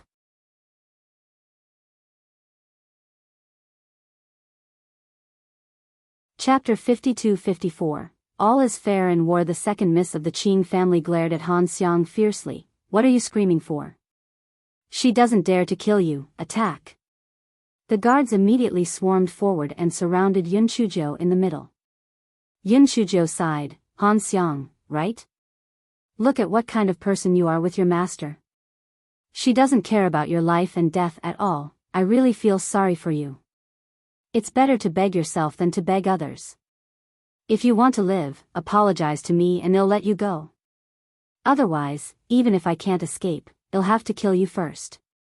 As Yun Shujo spoke, she cut Han Xiang's neck again. Han Xiang was scared out of her wits. After hearing the words of the second miss of the Qing family, she couldn't care about anything else and only wanted to save her life. She said incoherently, I was wrong. I shouldn't have scolded you. I'm talking nonsense. I'm not a human. Please let me go. Please, let me go. The second miss of the Qing family's expression became even more unsightly. Han Xiang, this slut, was actually intimidated by that slut and gave in. She really deserved to die. Yun Shujo curled the corners of her lips. Since you admit your mistake and change, they'll spare your life. Scram. As Yun Shujo spoke, she withdrew her cleaver and let go of Han Xiang. Sorry for the inconvenience. Thank you very much. She could have killed Han Xiang, but she felt that it was better to let the master and servant fight each other. It was obvious that the second miss of the Qing family was a vicious person. Han Xiang had just begged for mercy, but she would not be able to get better after she returned. As expected, the second miss of the Qing family gave Han Xiang a hard slap and said coldly, I'll deal with you when I get back. Han Xiang's face was swollen like a pig's head at this time, and there was still fresh blood flowing down her neck. She was as miserable as she could be. She was so regretful that her intestines were turning green. If she had known earlier, she would not have said anything. However, she could not get better, and that bitch would not be able to live either. After offending the second miss, even if she had 100 lives, it would not be enough. As expected, when the second miss of the Qing family saw that Yun Shujo no longer had any hostages in her hands, she became even more unscrupulous. She said to her subordinates, What are you still standing there for? Kill her. Wait. Yun Shujo stopped her. The second miss of the Qing family said with contempt, What? You are afraid now? It's too late. You will die today. Let's put aside whether you're dead or not. Do you dare to fight me one-on-one? However, you're so ugly. I reckon you're also a coward. You definitely won't dare to accept the challenge. Yun Shujo looked at the second miss of the Qing family provocatively. The second miss of the Qing family valued her appearance the most. Hearing Yun Shujo's words, she immediately sneered, Fine, then I'll personally deal with you today. However, I have changed my mind. I will not kill you. I will break your tendons and sell them to the lowest level furnaces and cauldrons. I will make your life a living hell. Yun Shujo's eyes deepened. This second miss of the Qing family was really courting death. Yun Shujo pointed outside and said, There is limited space here. Let's go outside and do it. The second miss of the Qing family snorted coldly and took the lead to leave the shop. However, she never expected that before she could take 2 steps, a gust of cold wind came from behind. Before she could even react, Yun Shujo had already forced her neck with a big kitchen knife. The second miss of the Qing family was a little stunned at first, then she couldn't contain her anger. You cheated. Didn't you say that you would fight outside? Yun Shujo curled the corner of her mouth and said faintly, don't you know that there are many tricks in war? But it's also true that a fool like you naturally doesn't know. Otherwise, why would you provoke someone you can't afford to provoke?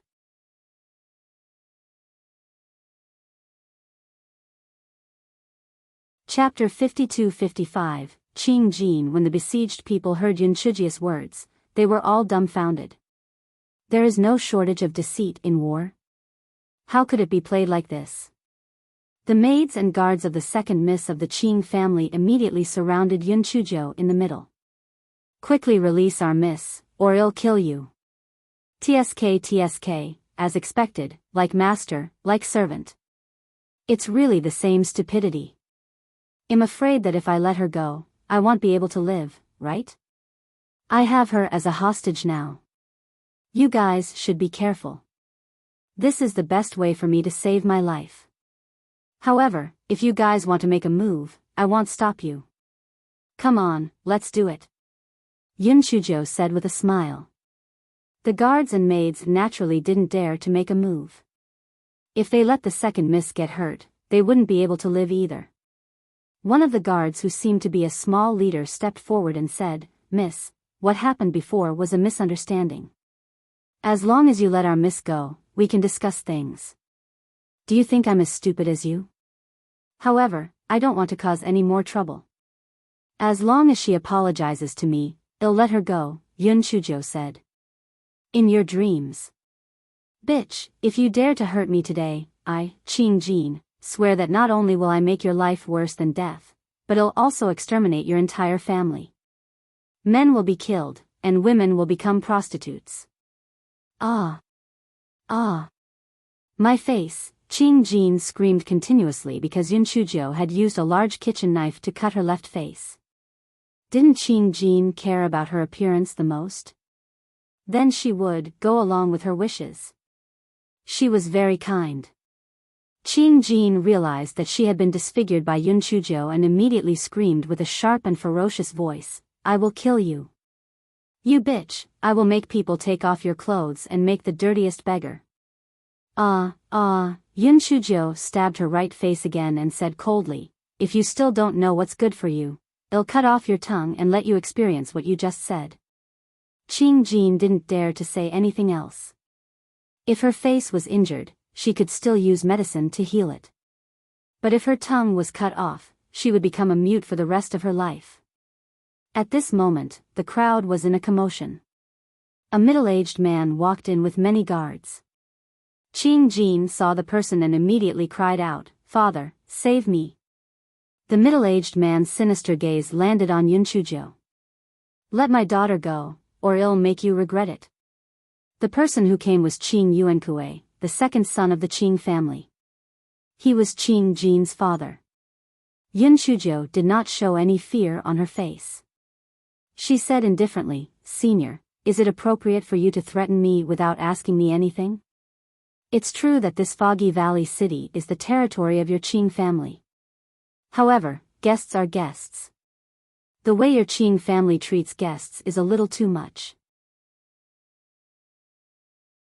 TSK, it's hard to explain it in one word. Qing Yuankue sneered in his heart. In this Foggy Valley city, it was the Qing family's word to let anyone live or die. However, he was more shrewd than Qing Jin, so he would not put such arrogant words on the table. Therefore, he said, let Jin go first, and then we can discuss the right and wrong. Yun Shujo was not stupid. If she let Qing Jin go, she was afraid that she would be beaten up.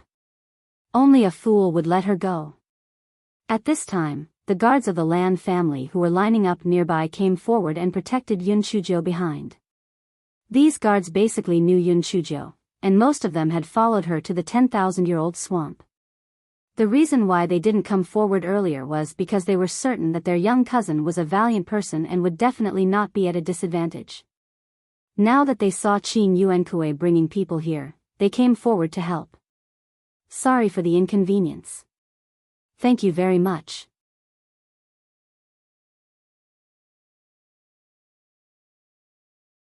Chapter 52-56 The ancestor of the Lan family had arrived. Yun Shujo looked at the guards with satisfaction, and a faint smile appeared on her face.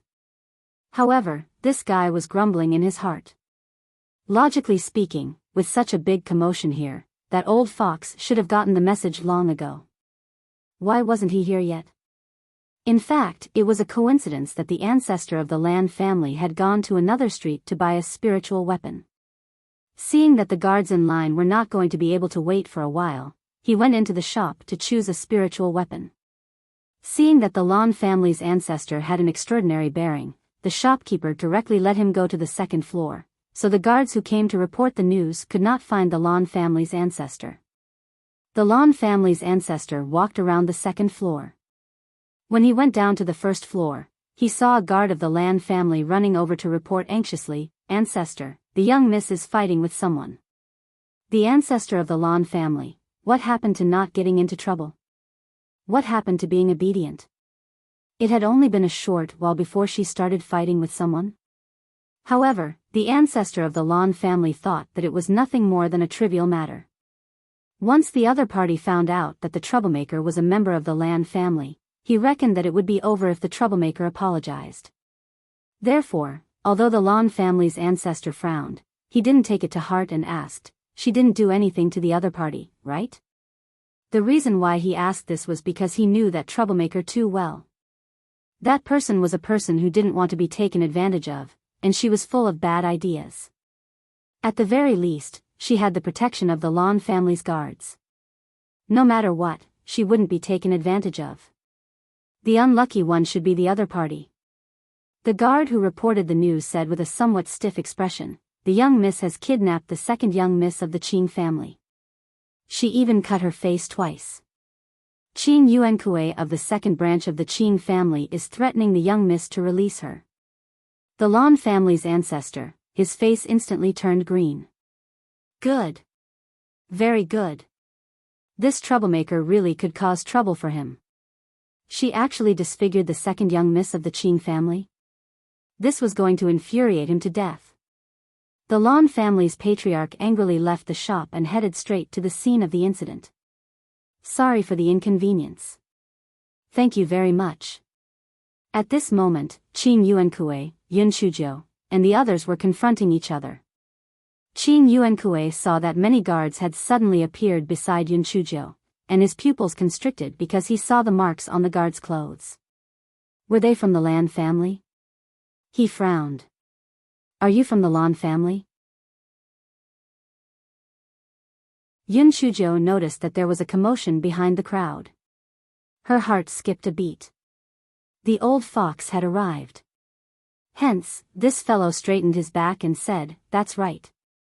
I'm from the Lan family." Senior, previously in the shop, Qing Jin allowed the servant girl to hurl hurtful words at others. I tried to reason with her nicely and gave in repeatedly. However, she became even worse and threatened to sell me to such a dirty place. I was forced into a helpless situation, so I took action to protect myself. Since I'm a member of the Lan family, I represent the Lan family's face outside. If I give in blindly, won't people laugh at my Lan family? Senior, you seem to be a reasonable person. You won't be calculative with this junior, right? Qing Yuankue sneered again and again. What a sharp tongue. This is just your one-sided statement. Moreover, no matter what the cause of the matter is, you've already hurt Jin. Today's matter cannot be settled peacefully. Release Jin quickly and cut your own face. I can let you live. Otherwise, even if you are a member of the Lan family, you can forget about leaving this Fog Valley city. At this moment, the Lan family's patriarch's displeased voice sounded, "Evil creature. Quickly release the Qing family's second young miss." The Lan family's patriarch's expression was a little ugly. Firstly, it was because Yun Shujo had caused trouble, and secondly, it was because of Qing Yuanqi's attitude.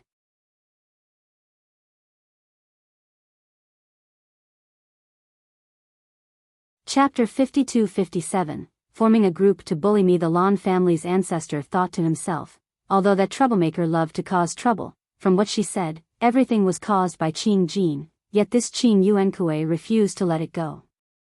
He was really going too far.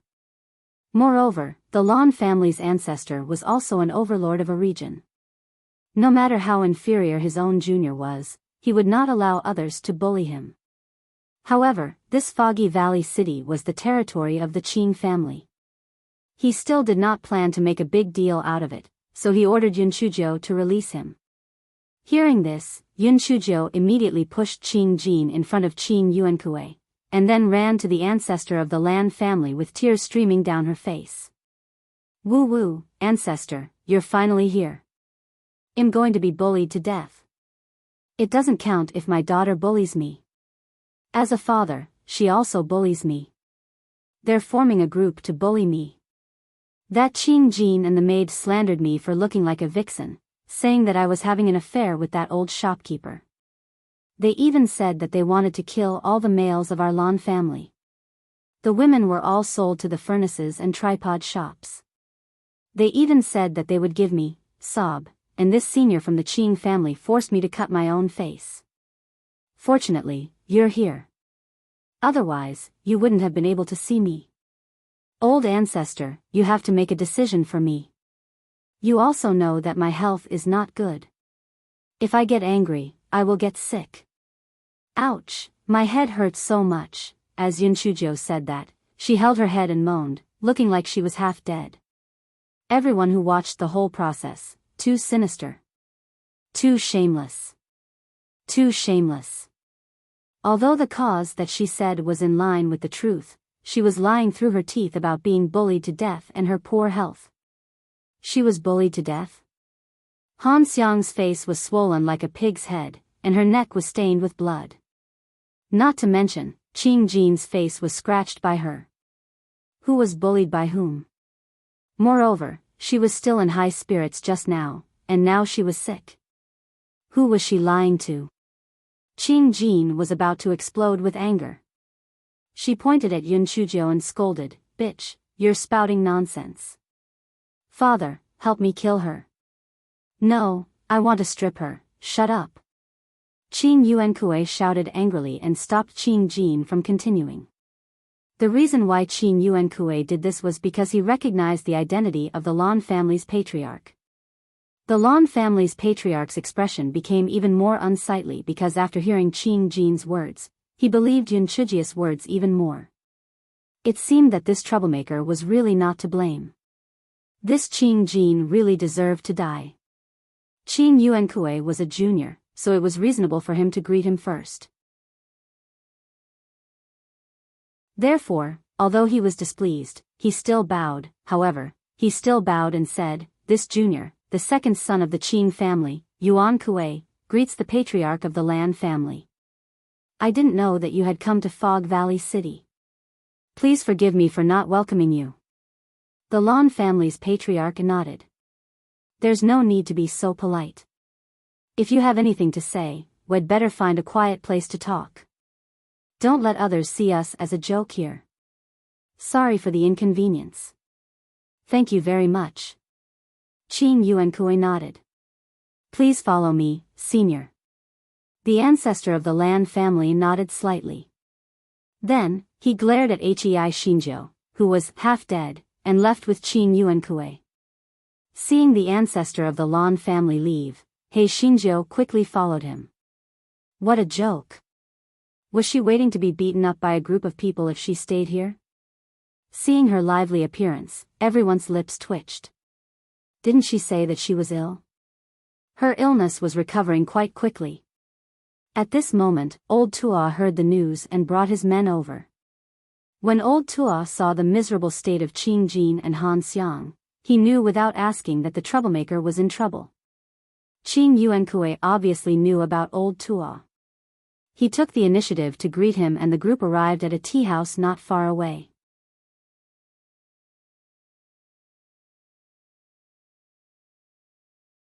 Chapter 52-58 On account of your good looks both parties exchanged pleasantries, and the Lan family's old ancestor took the lead and said, "Little ninth girl, Hurry up and apologize to your sister Qing Jean.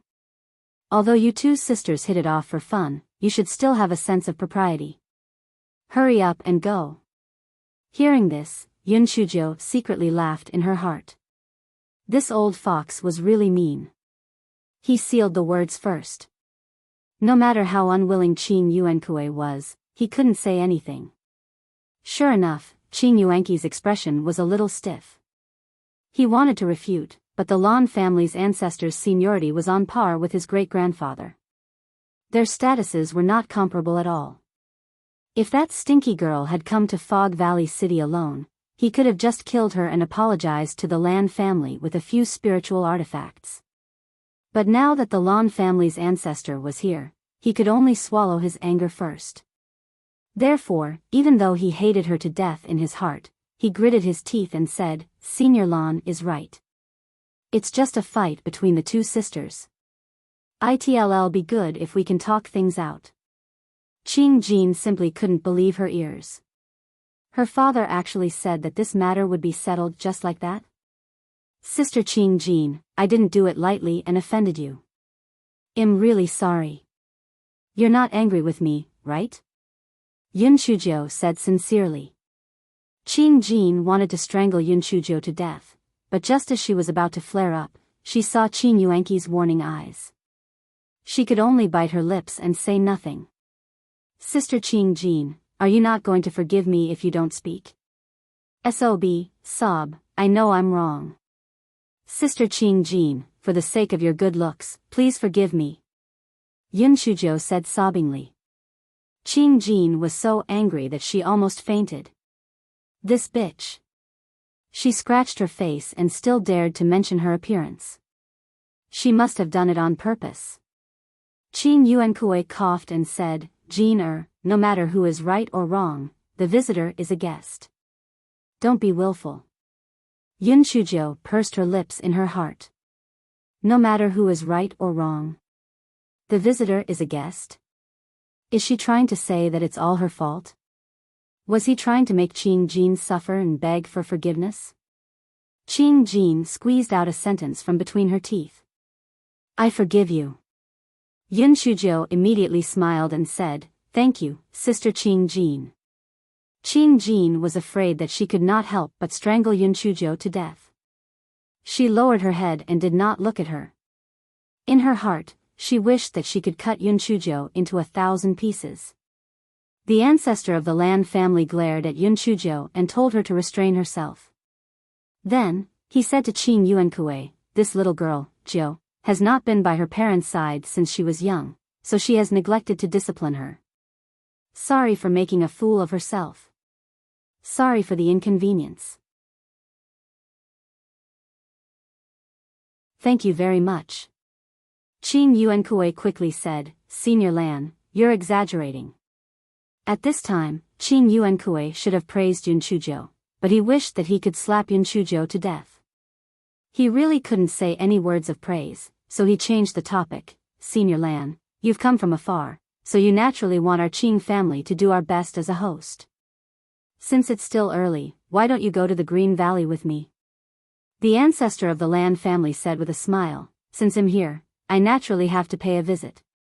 However, I still have to buy some spirit tools in Foggy Valley City. Why don't I pay a visit to the Qing family 3 days later? Qing Yuankue immediately said, All right, then as Senior Lan said, they'll go back to the Qing family to make arrangements and await Senior Lan's arrival. The two of them exchanged a few more pleasantries before leaving. Before Qing Jean left, she gave Yun Shujo a vicious glance before catching up to Qing Yuankue. Yun Shujo curled her lips and did not say anything. The Lan family's ancestor did not say anything to Yun Shujo. Instead, he asked her to continue buying spirit tools.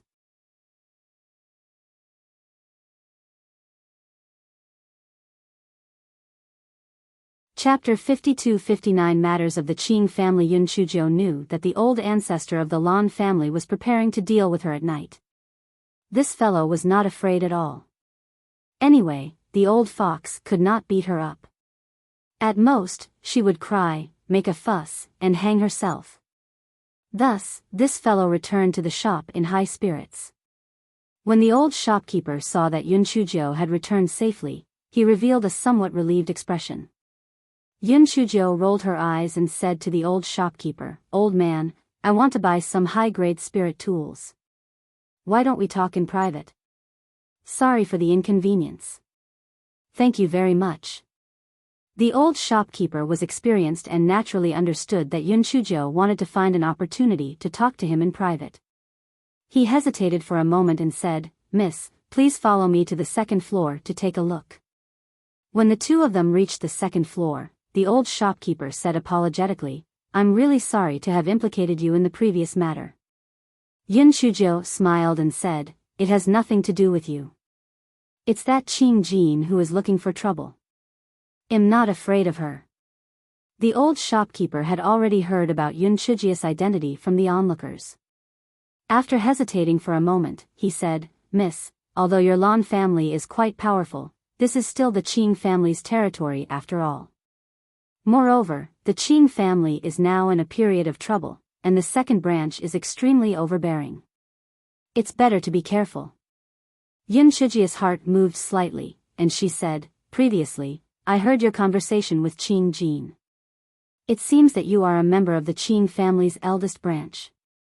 Why are the second branch so arrogant? Aren't they afraid of being punished by the master of the Qing family?" The old shopkeeper wanted to say something but hesitated, as if he did not want to say anything more. Yun Chujio could understand. After all, this was a private matter of the Qing family, and it was not appropriate to tell outsiders. However, she could tell from what had just happened that this old shopkeeper was loyal to the Qing family. She could start from there.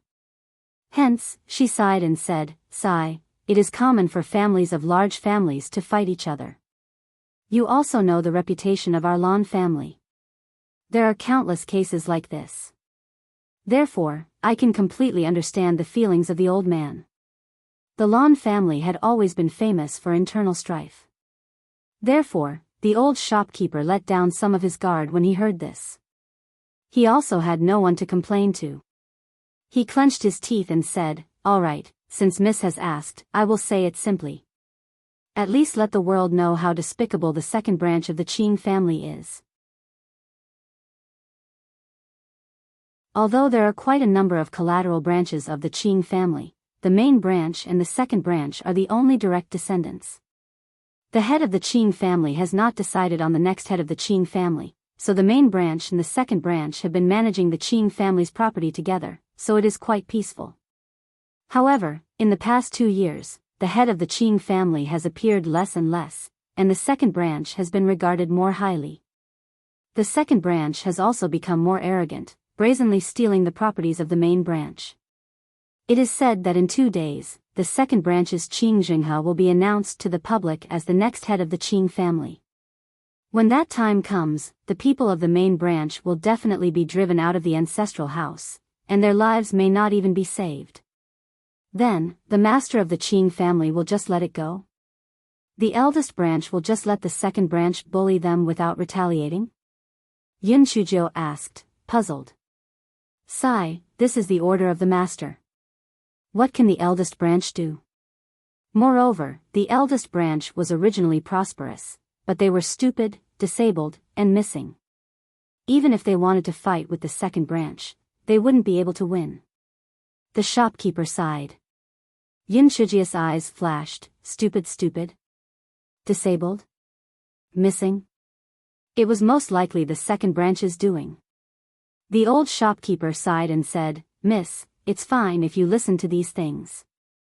I advise you to leave this Fog Valley city quickly.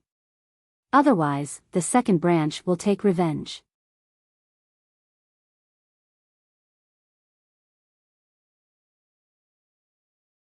Chapter 5260. Hey Shinjo gets scolded. Yun Chujio listened to the old shopkeeper's words and smiled noncommittally. She did not continue the previous topic, but said, "I got into trouble today.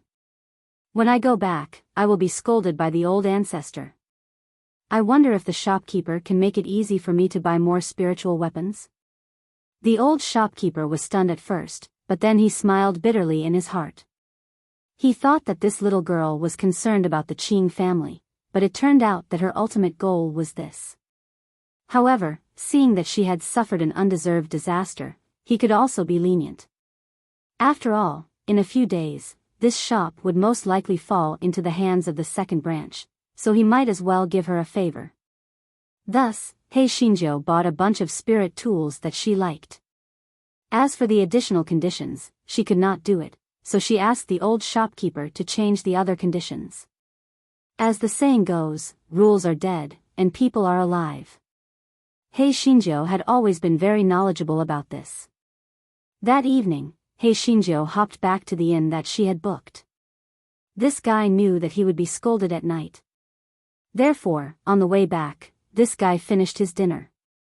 Even if it was a big matter, he couldn't go hungry, right? As expected, as soon as he entered the inn, this guy was called to his room by the ancestor of the Lan family. Kneel. The Lan family's ancestor shouted sternly. Yun Shujo cursed in her heart, kneel my ass. I will kneel to the sky, kneel to the ground, and kneel to my parents in the middle. I want kneel to you, you old fox. As this fellow thought so, he knelt on the ground. Sigh, there was no choice. A small arm couldn't beat a thigh. As for face, it was better to rub it, and eat it. The ancestor of the Lan family said with a gloomy face, did I feed all the words I told you to the dogs? You set aside the troubles on the ground and don't stir up trouble in the sky. You are really capable. Yun Shujo knelt down obediently and did not say anything. She thought to herself, if she really had the ability, she would not kneel down to this old fox. The ancestor of the Lan family continued to lecture. That maid of Qing Jin spoke rudely. Why didn't you reveal your identity? If that Qing Jin knew your identity, things wouldn't have developed to this extent no matter what. Did you do it on purpose? Yun Shujo was not happy this time. Although she had a stomach full of evil thoughts, she definitely did not think of this at that time. She just subconsciously questioned Qing Jin, so she did not think of anything to reveal her identity. This fellow immediately began to cry, old ancestor, it doesn't matter if you scold me or scold me, but you can't malign me. At that time, I was furious with that servant girl. My first reaction was naturally to seek justice, so how could I still think about the matter of my status? Old ancestor, I always thought that you doted on me, but today, I suffered such a great grievance and was bullied by the Qing father and daughter, and you still scolded me? I'm really too sad. Woo woo, the ancestor of the Lan family was very annoyed by this fellow's crying, and said impatiently, why are you crying? Why didn't you cry when you scratched her face? Now you know how to cry. Originally, I wanted to buy a few top-grade spirit tools from the Qing family, but now that you've scratched the face of the daughter of the second wife, why would you buy a fart? The ancestor was obviously very angry, or else he wouldn't have even cursed it out loud. He was so regretful that his intestines were turning green. If he had known earlier, he would not have brought this troublemaker here. On the first day, he had already caused a huge disaster for him. He was so angry. Elder Tua tried to mediate the situation from the side. Master, since it has already happened, there is no use blaming it anymore. Let's think of a way to deal with it. Sorry for the inconvenience. Thank you very much.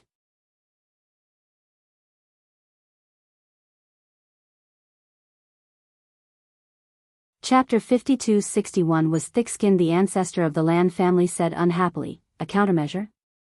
What kind of countermeasure can there be?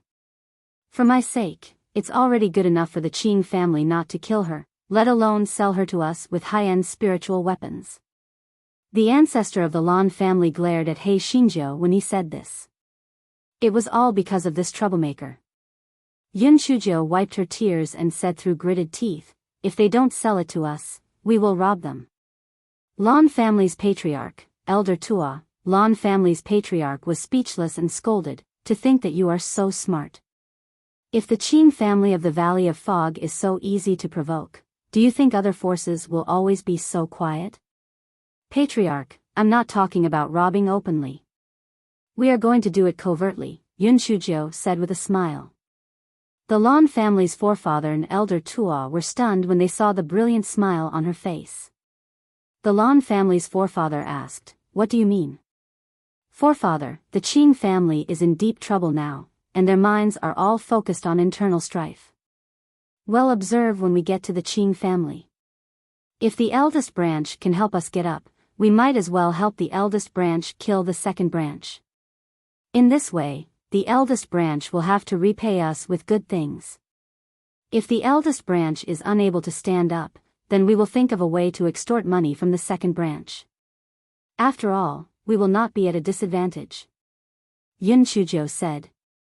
The Lan family's ancestor frowned. "What you said is easy.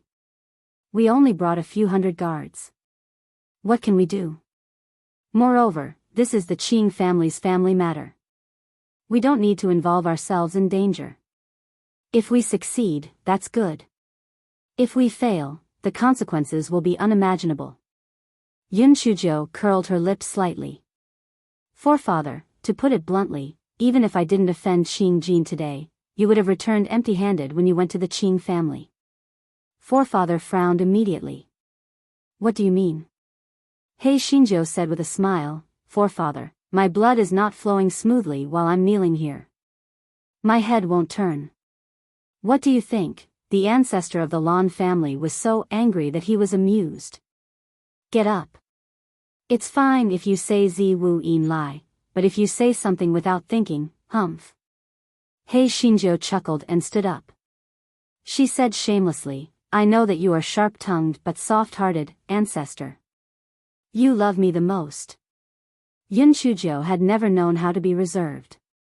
She sat on a chair beside her and poured herself a cup of tea as she spoke. The corner of the old ancestor's eyes twitched. This troublemaker was so thick-skinned that he didn't know who he was following. Yun Shujio sipped half a cup of tea and then said, "Old ancestor, I didn't think too much at first, but after I found out about the internal strife of the Qing family, I thought of something." "What is it?" "I heard from Ji Su of the Zen sect that he was injured by the people of the bitter Zen sect during the Dharma assembly of 10,000 Buddhas with the King of Hell torrential rain needle. It was said that the King of Hell torrential rain needle took a lot of time and effort. The Qin family of the Valley of Fog basically did not sell it to the public, and only a few people in the family had it. However, among the people of the bitter Zen sect who took the stage, 2 of them had the King of Hell torrential rain needle, which was obviously a little unusual. One must know that the bitter Zen sect has always been hidden from the world. How did they receive the special treatment from the Qing family of the Valley of Fog? Sorry for the inconvenience. Thank you very much. Therefore, there must be something fishy going on here. Perhaps the reason why the Qing family's second branch won the internal conflict was because they received the help of the bitter Zen sect." When the Lan family's patriarch and elder Tuo heard this, they immediately looked at each other in shock.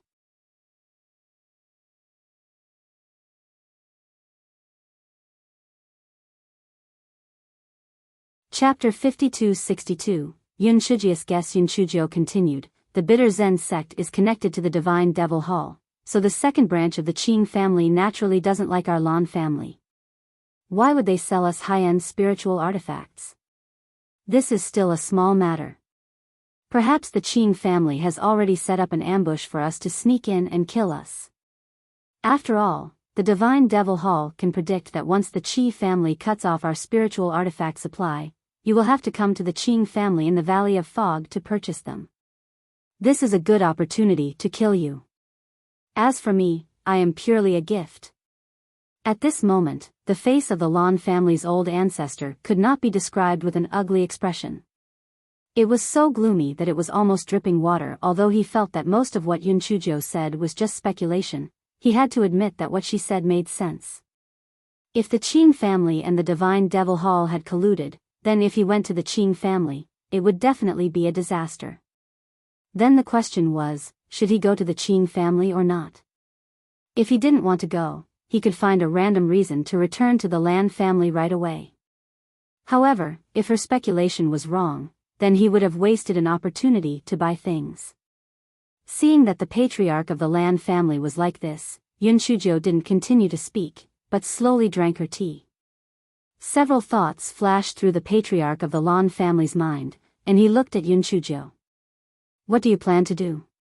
Yun Shujo put down her teacup. Patriarch, the enemy of the enemy is a friend. If the Qin family is really in cahoots with the bitter Zen sect, then the Zen sect will be our biggest help.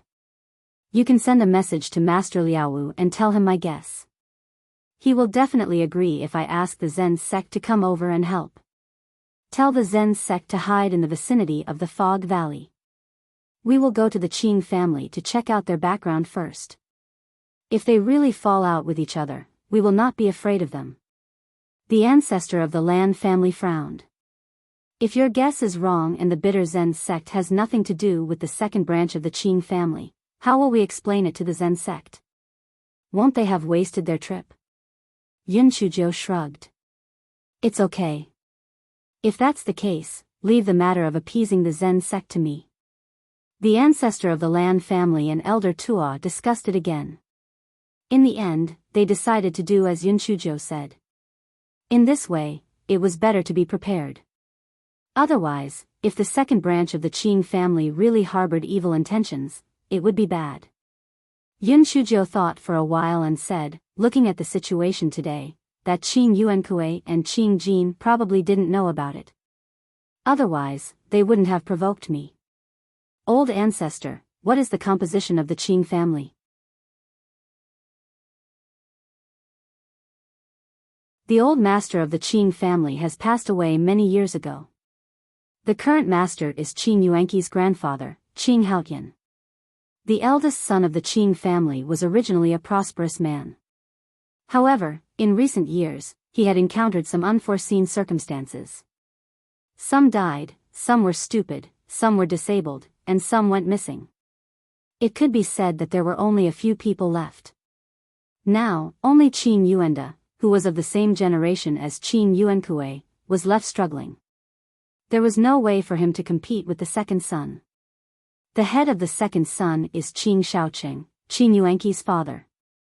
The number of people is prosperous, so I won't list them one by one. What is Qin Haotian like?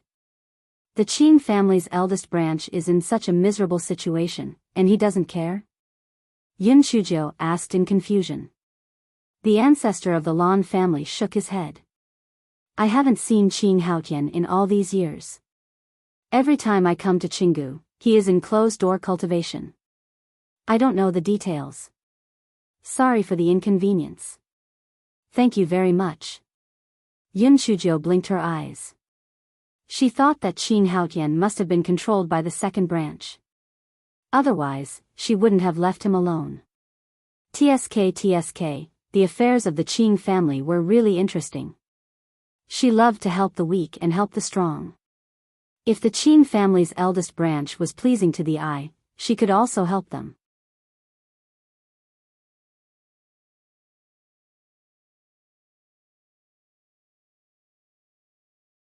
Chapter 52-63, Qing Si Hei Shinjo, who was immersed in the character of a heroine, was instantly exposed by Butt-Face. Little fairy, the reason why you want to help the master of the Qin family is to get more spiritual artifacts, right? You are getting worse and worse. Get lost. Hei Shinjo shouted angrily. This damned Butt-Face was simply a scheming dog. Nothing could be hidden from him. Hei Shinjo discussed with the Lan family's ancestor and old Tuo for a while before returning to her room. The Guai Chao in her dantian was trying its best to act cute. It wanted Yun Shujo to let it out for a walk, but it had no choice. The small amount of money it had previously had was all used up. Yun Shujo scolded it a few times, but when she thought of its good behavior in the Lan family's guards camp, she still let it out. Guai Chao cursed it in its heart. Let's see. This was the reason why it could not be discovered by her. There was nothing to be said about this wretched girl if she was in a good mood. If she was in a bad mood, she would scold it. Therefore, it was better for her to control her freedom. She was determined not to let her discover that she had a small treasury. Alas, that jinx would expose it sooner or later. Therefore, it had to enjoy it in time to avoid regret in the future. Sorry for the inconvenience. Thank you very much. Therefore, not long after it came out, it pretended to disappear. Yun Shujo could not help but be stunned. How did it disappear so quickly? However, she did not think about it carefully. She thought that she did not release much spiritual power just now. After Yun Shujo washed up, she lay on the bed and pondered about the Qing family in the Valley of Fog. Then, she suddenly sat up. She remembered. No wonder she felt that Qing Jin's appearance was somewhat familiar, because that Qing Jin and Qing Si looked somewhat similar. Thinking of Qing Si, Yun Shujia's thoughts could not help but drift away. When she applied for the Linghua sect back then, she lacked a person. There was a little beggar who volunteered to join them, and that person was Qing Si. The thing that left the deepest impression on her was that Qing Si said that the reason she ran away from home was because her family valued sons over daughters. She wanted to prove it to her family. Another impression was that Qing Si had once saved Yunchuki and the others with an attack-capable flying spiritual device.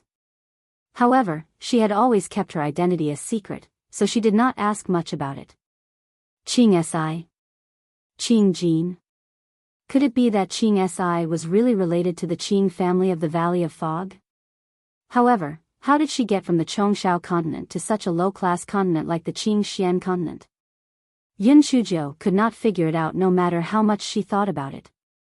She wished that she could ask someone right away, but who could she ask? Her eyes lit up. She could ask that old shopkeeper tomorrow morning. He would definitely know. Yun Shujo recalled many things in the Linghua sect and thought of Yunchuki and the others that she had not seen for a long time. She could not help but feel a little down. She did not know how they were doing. Although she wanted to go back to see them, she could not protect herself now.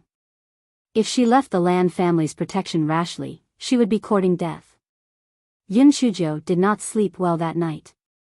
Early the next morning, she arrived at the shop from yesterday. The old shopkeeper saw Yun Shujo and could not help but be stunned. This little girl bought a lot of good things from his shop yesterday. Why did she come again? The old shopkeeper was a little unhappy. This little girl looked smart, but he did not expect her to be greedy. Yun Shujo did not pay attention to the old shopkeeper's expression. She said with some urgency, "Shopkeeper, I have something important to ask you. Let's go to a convenient place to talk." The old shopkeeper pursed his lips in his heart. Didn't she just want him to open the back door to buy things? However, the old shopkeeper thought about it. This little girl was from the Lan family. He could not afford to offend her. It was better to listen to what she had to say.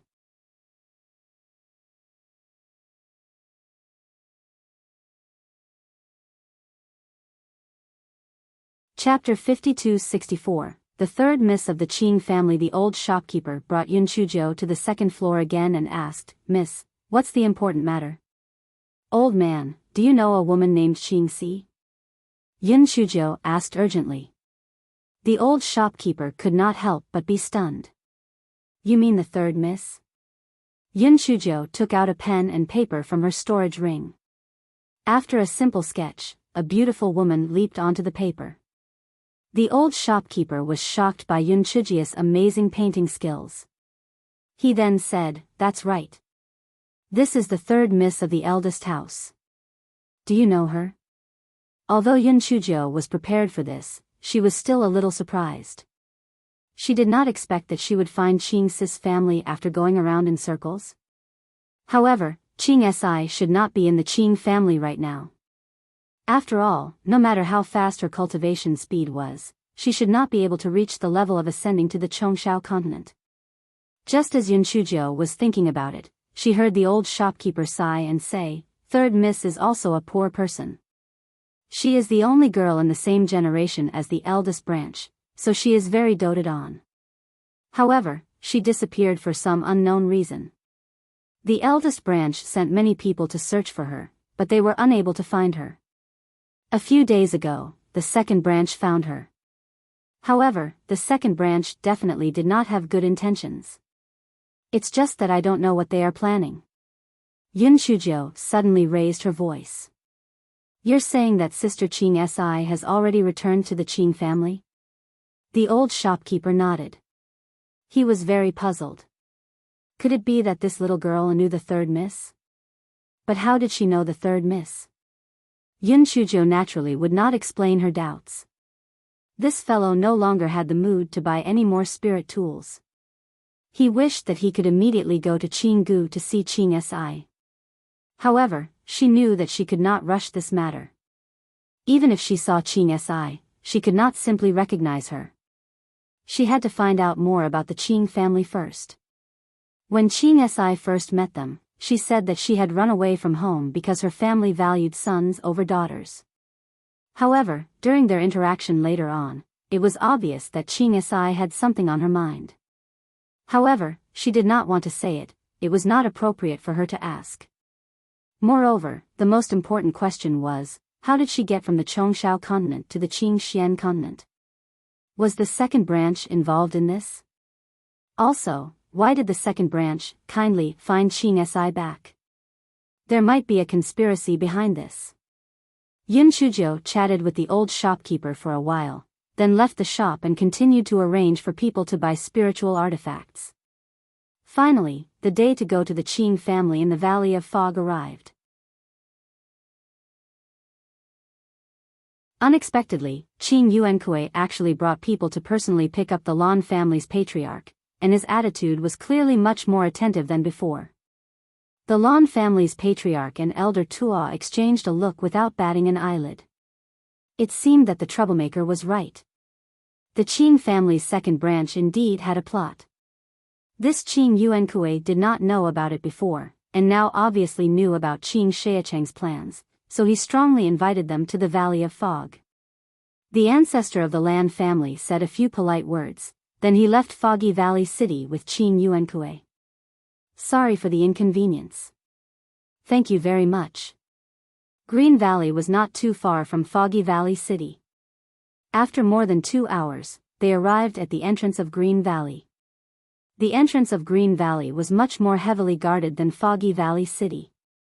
Moreover, the entrance was easy to defend and hard to attack. In addition, the Qing family had many exquisite spirit weapons. Therefore, after so many years, no matter how much the outside world fought, no force dared to provoke the Green family of Fog Valley. Yun Shujio sighed in her heart. It was a pity that the disaster had caused a wall. If she and the Lan family did not intervene, the Green family of Fog Valley would probably be destroyed by the second son of the Qing family.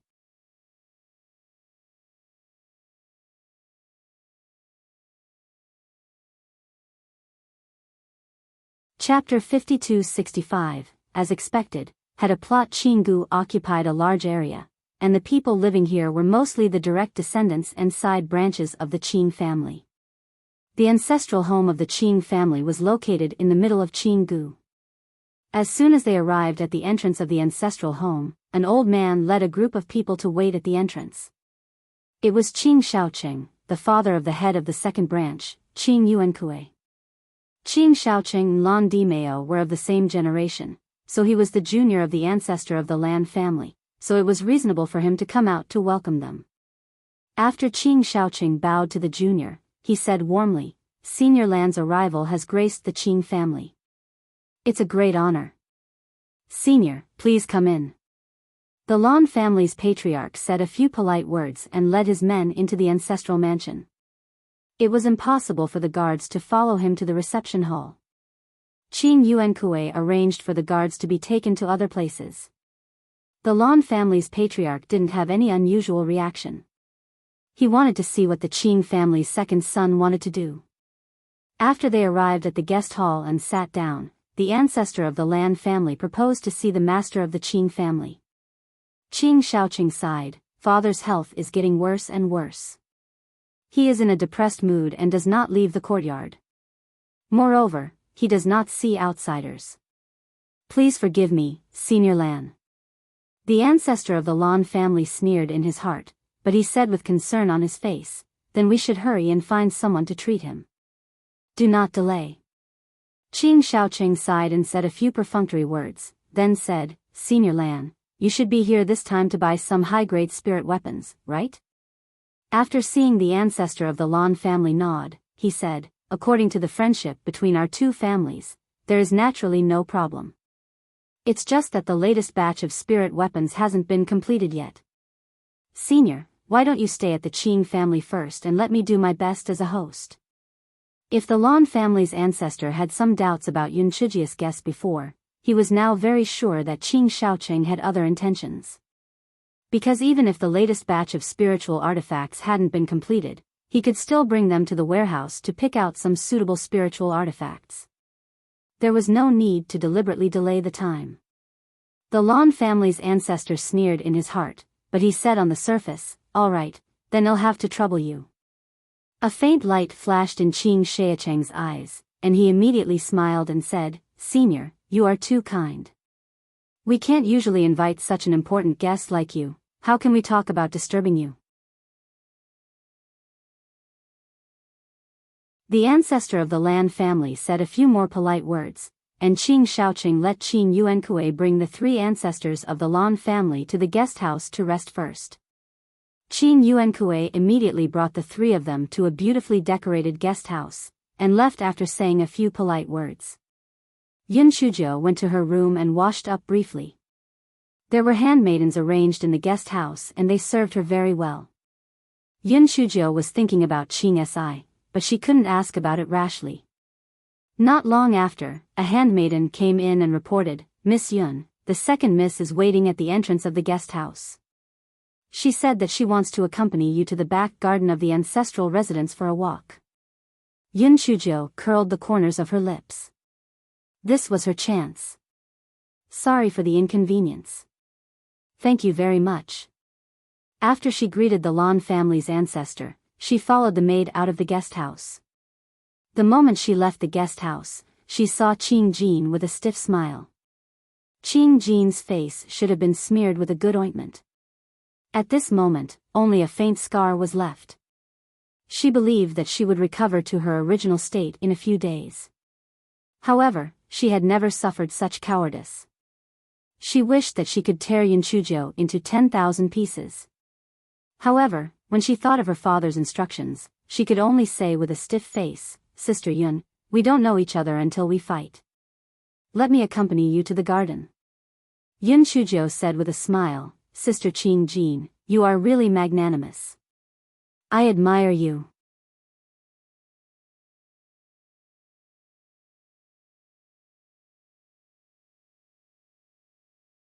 Chapter 52-66. Meeting Qing Jin's expression became even more rigid. She suppressed the raging anger in her heart and said, Sister Yun, you must be joking. Please follow me. The two of them chatted without any awkwardness along the way. Yun Shuzhou was extremely tired for Qing Jin. She clearly wished that she could strangle herself to death, but she could not act out. Yun Shuzhou quickly figured out Qing Jin's motive. She wanted to learn about the arrangements of the Lan family's ancestor from her. She was probably afraid that the Lan family's ancestor would have a backup plan. If she acted rashly, she would be in trouble. Yun Shuzhou spoke a few words, but Qing Jin could not figure out the true meaning of Yun Shijia's words at the moment. Therefore, she could only continue the awkward conversation. The Qing family's garden was not large, but there were a lot of exotic flowers and plants. It was quite pleasing to the eye. Yun Shuzhou was thinking about how to change the topic to Qing Si when she saw a woman walking toward her. Behind her was a maid. Yun Shuzhou recognized the woman at a glance. It was Qing Si. Shock flashed across Qing Si's eyes, but it quickly faded away and turned into a face of indifference. Qing Jin immediately vented her frustration at Yun Shuzhou on Qing Si. With a fake smile, she said, Third sister, why didn't you take good care of your crippled brothers and stupid uncle in the yard? Why did you have the time to go to the garden to admire the flowers? Qing Si's expression did not change. She said, I picked a few herbs to make medicine. If second sister has nothing else to do, I'll take my leave. Qing Jin pursed her lips and said with malicious intent, "Don't waste your energy. They won't recover. You should worry about yourself. The good days are coming soon. Thank you for your concern, second sister. If there's nothing else, I'll take my leave." Qing Sis' expression remained unchanged, but her tightly clenched hands revealed her thoughts. Qing Jin snorted coldly. "You're too unruly. Don't you see a guest? Haven't you seen Sister Yun? But that's true. A person who eloped at such a young age doesn't know what rules are." A trace of anger instantly flashed through Qing Sis' eyes. However, at this moment, she heard Yun Chuzhou clearly say, "Sister Qing Jin, who is this?" Qing Jin said disdainfully, "At this moment, Qing Si from the main branch is ranked third. So it's Sister Qing Si. That's great. I'm still the youngest. In the future, I'll have another person to bully," Yun Chuzhou said with a smile. Qing Sis' eyes reddened when she heard this. She was too familiar with this sentence. Back in the Linghua sect, when they first met, little Jiao had said this sentence. Qing Jin did not know the whole story. When she saw Qing Sis' eyes redden, she thought that she was angered by Yun Chuzhiou's words. She said impatiently, "Sister Yun, ignore her. Let's go inside and take a look." Yun Chuzhou nodded and did not speak to Qing Si anymore. She directly walked past her and followed Qing Jin. Qing Si did not have any unusual reactions. She brought the maid back to the main room. As soon as Qing Si entered the courtyard, she heard silly laughter and shouting. She knew that it must be some uncle's stupidity again. At this moment, she heard the sound of coughing coming from the study again. She did not care about what had just happened and hurriedly brewed the medicine with the maid, Rendong. She couldn't help it. The servants of the main room had either been chased out or had taken refuge with the second room. Now, she could only use this Rendong by her side. After the medicine was brewed, Qing Si carried the medicine into the study. A middle-aged man sat in the study. He had a handsome face, but his pale face indicated that his health was very poor. "Father, I brewed the medicine. Please drink it quickly," Qing Si said with concern.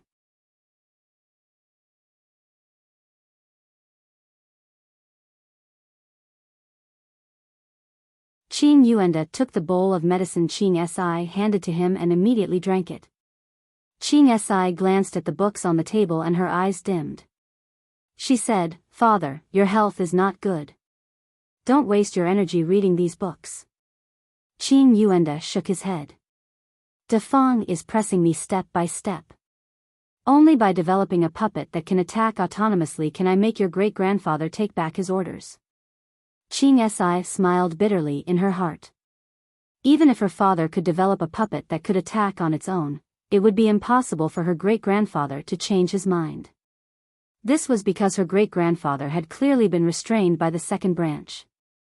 However, Qing Si did not say what she was thinking. In fact, she knew that Qing Yuanda might know this, but he was just deceiving himself. Now that Defang was silly, crippled, and the number of people dwindling, if he didn't have any more thoughts, Qing Yuanda might not be able to hold on anymore. Therefore, Qing Si nodded and said, "What father said makes sense. Then you should continue reading. Just don't be too tired." Qing Yuanda nodded. After Qing Si left, he slumped on the chair in a somewhat dejected manner. If it was possible, he would rather Qing Si never return to the Qing family. When he thought of what his daughter would face, Qing Yuanda's eyes could not help but be filled with anger. Even if he died, he would not let his daughter be manipulated by his second wife. Qing Yuanda put away the books that he had placed on the table and picked up another book. It was a formation book. After Qing Si came out of Qing Yuanda's study, she went straight to the backyard. A few women were washing clothes. Qing Si and Rendong quickly went over to help. "I think you should take a look at Panda's novel." Kam Qing Sis' mother, Zheng Shi, quickly said, Nan Nan, there's no need for you here. Go back to your room and rest." Qing Si smiled and said, "Mother, I'm not tired. Hurry up and finish washing these clothes so that you can rest earlier." Panda's novel. The other woman said, "Second sister-in-law, what's the point of saying all this now? Let's hurry up and wash. If we can't finish it, Yuan Han and the others won't have any medicine left." The two people who spoke were Qing Si's second aunt, Li, and third aunt, He. The Qing Yuan Han mentioned was the son of He. Second branch held the prescriptions of Qing Si's two uncles, three brothers, and two cousins, forcing the women of the eldest branch to finish laundry every day. Although the prescriptions of the second branch could not cure them, it could slightly ease their pain. Li Shi said mysteriously, "I heard that someone from the Lan family came." "Sister-in-law, doesn't your family have some indirect relationship with the Lan family? Why don't you go and ask the ancestor of the Lan family? Maybe it can help us escape from the sea of bitterness." Zheng Shi said with a bitter smile, "Let's not talk about the fact that my family and the Lan family are unrelated relatives. Even if they are legitimate relatives, the Lan family might not offend the second branch because of this. After all, the Qing family will belong to the second branch in the future." Li Shi said unhappily, "Who cares if he can do it or not? Let's give it a try. Otherwise, Qing Si will." When she saw Zheng Shi's pale face, she hurriedly tugged at Li Shi's sleeve. Li Shi was embarrassed and stopped talking.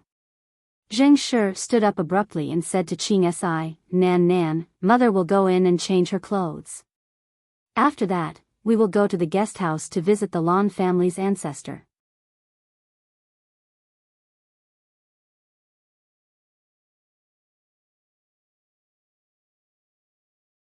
Mrs. Li hurriedly said, "Sister-in-law, you did the right thing. Nothing is absolute. Perhaps the ancestor of the Lan family would be kind enough to speak a few good words in front of the family head and let us get out of this predicament." Although Immerse felt that the hope was slim, she felt that it was good to give it a try. What if it really could be done? She did not have any other extravagant hopes. As long as she could keep her husband and son alive, she was willing to do anything. Zheng Shi quickly changed her clothes and brought Qing Si and Rendong out of the main room. The three of them quickly arrived at the entrance of the guest house, but were stopped by the guards. "First madam, third miss, please wait." Zheng Shi said calmly, "The ancestor of the Lan family is a relative of my mother's family. Why can't I go in and pay a visit? Quickly move aside." The guard was in a difficult position. Although the Lan family had lost its power, it was still the master. He did not know how to respond. At this moment, a small leader walked over and said with a fake smile, "First madam, the second elder will hold a banquet to entertain the Lan family's ancestor tonight. You can pay him a visit when the time comes. You are not in a hurry, right?" Zheng Shi naturally understood the meaning of the small leader. He did not want her to meet the Lan family's ancestor alone. He did not want her to say anything that would harm the second family. Zheng Shi wanted to force her way in, but how could the mother and daughter be a match for these people? In the end, not only would they not be able to enter, they might even be humiliated. As for the banquet, they didn't even have the right to attend. Qing Si didn't say anything, because she felt that little Jiao should be coming back from the garden soon. Sure enough, she caught a glimpse of a few figures approaching from afar. They were Yun Chujiao, Qing Jin, and the others. Qing Jin and Yun Chujiao chatted awkwardly for a while, but they could not find any useful information. Naturally, they did not have the patience to deal with Yun Chujiao. "I think you should take a look at Panda's novel." Yun Chujiao saw Zheng Shi and Qing Si at the gate of the courtyard. Her eyes deepened, but she did not say anything. Qing Jin frowned and said, "Aunt, why are you here?" Zheng Shi said lightly, "My family and the Lan family have some relatives, so I want to go in and greet the Lan family's ancestor." Qing Jin, "You came at the right time. Ask them to let us in." Qing Jin pursed her lips. "Aunt, the ancestor of the Lan family is an important guest. You'd better not go in and disturb him. If you want to pay your respects, well, talk about it at the banquet." What are you waiting for? Hurry up and send Aunt and Third Miss back to the main room, Panda's novel. This girl looked very unfamiliar, so she should be from the Lan family. Therefore, Jing Shi did not care about her face and said in a fawning manner, Miss, you are from the Lan family, right? Can you please send a message to the old ancestors saying that the younger generation of the Jing family wants to see you? Yun Shujiu showed a somewhat contemptuous look. Jing family? Why haven't I heard of it? Didn't Sister Qing Jin say so? If you have the heart to see me, we can talk about it at the dinner party. Qing Jin's expression became even more smug when she heard Yun Shujiu's words. The Lan family was not stupid, so how could they be close to them? Jing Shi's face suddenly turned red. Although she had expected it when she came, she did not expect a junior of the Lan family to be so rude to her. At this moment, Qing Si stepped forward to support Jing Shi and said, Mother, let's go back. Jing Shi gritted her teeth and shouted with all her strength, Ancestor, Jing Xiaonyang requests to see you.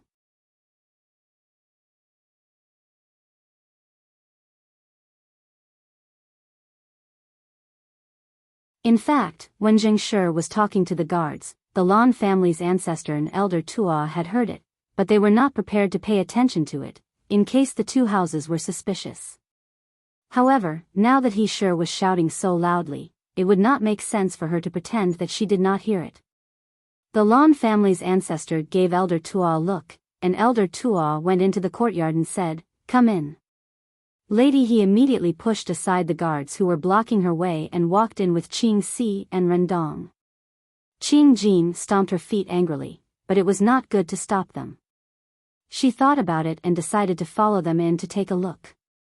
At this moment, she heard Yun Shujiu say, Sister Qing Jin, what kind of ointment is on your face? Why do I see that the scar seems to be a little deeper than before? Is it because of the sun? When Qing Jin heard this, how could she still care about Jing Shi?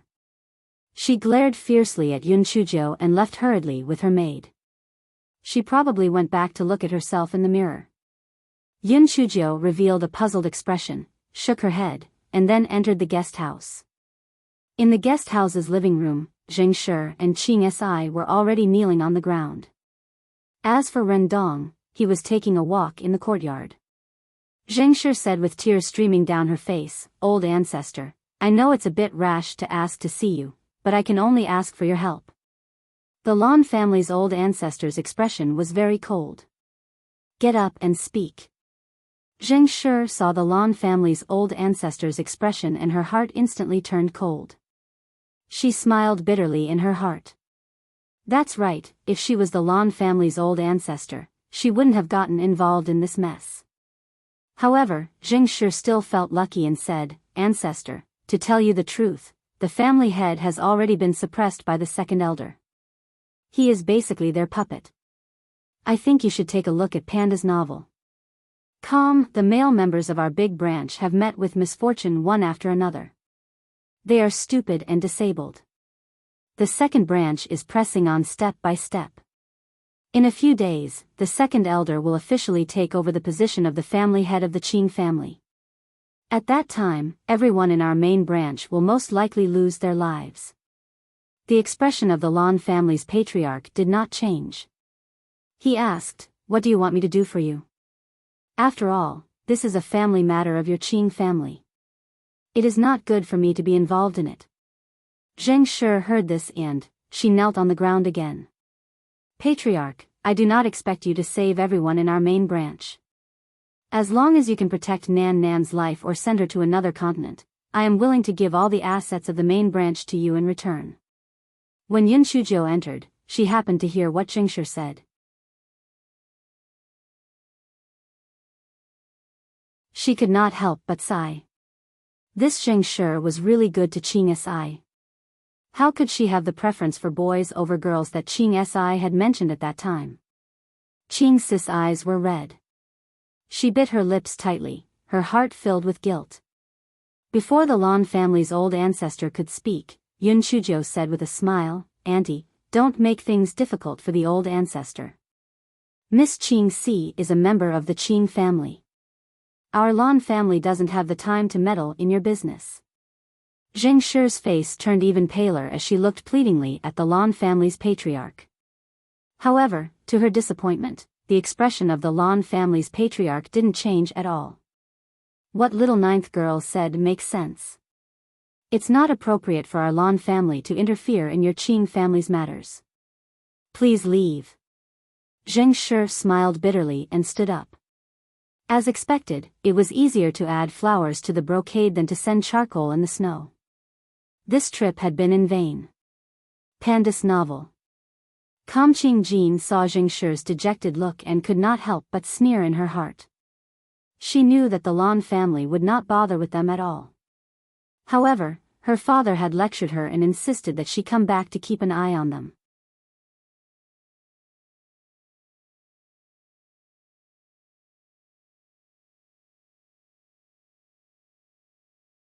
Chapter 5270 The Past of Qing Si. When it turned out that Qing Jin had run into Qing Yuankui on the way and had been scolded. She had no choice but to turn back. Qing Jin said a few sarcastic words. Seeing that Zheng Shi was about to collapse, she felt very satisfied. She proudly turned around and left with the maid. Mother, let's go back. Qing Si said lightly, but her right hand was tightly holding a voice transmission talisman. Just now, when she and Yunchuzhou passed each other, a voice transmission talisman was stuffed into her hand. Her heart warmed up. She knew that little Jiu would not sit idly by.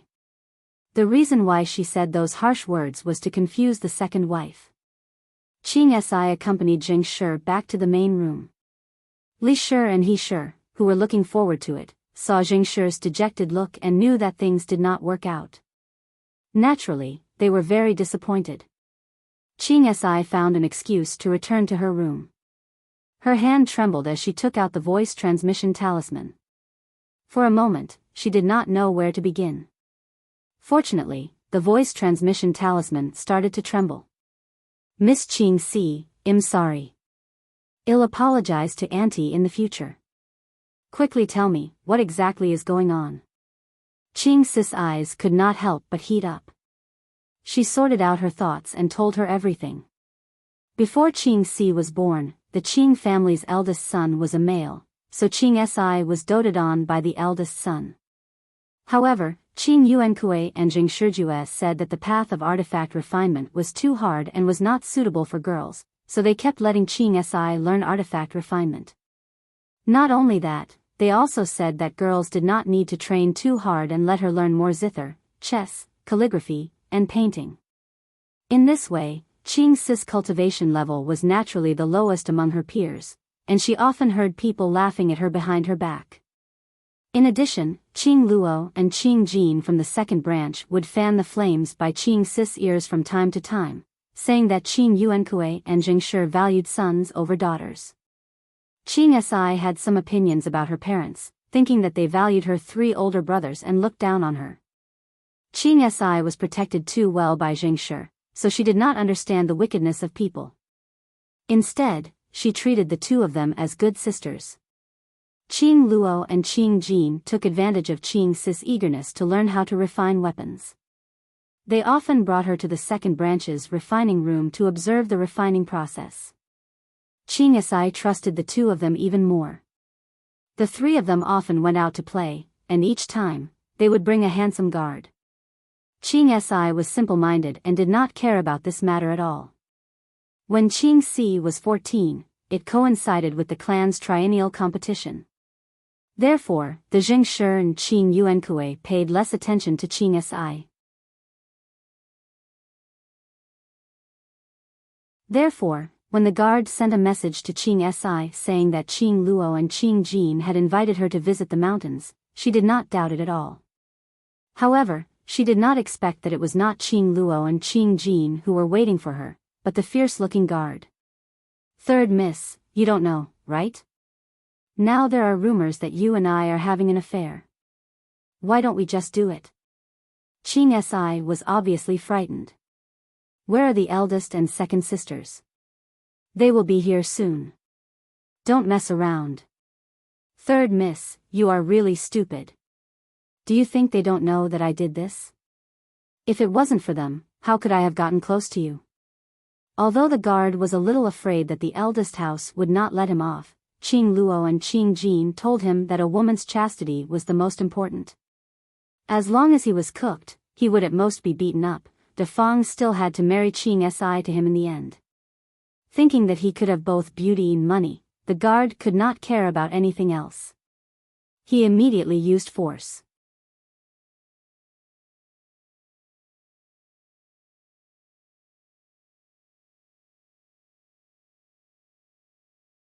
Chapter 52-71. Qing Sis passed too for a moment. Qing Si felt as if she had fallen into an ice cellar. She wanted to send a message to her parents, but the forest they were in was forbidden to use talisman seals. For a moment, there was no way out for her, so she could only resist desperately. Fortunately, she had many life-saving spiritual artifacts given to her by Qing Yuankue. Although there was a huge difference in strength, she still managed to stagger into the depths of the forest. She did not know what kind of formation she had accidentally fallen into, but when she opened her eyes again, she had already arrived at the Qing Xian continent. However, her cultivation base had been greatly damaged, and there was almost nothing left. If it were not for the few remaining spiritual tools and talismans on her, she might not have been able to see Yunchujo in the future.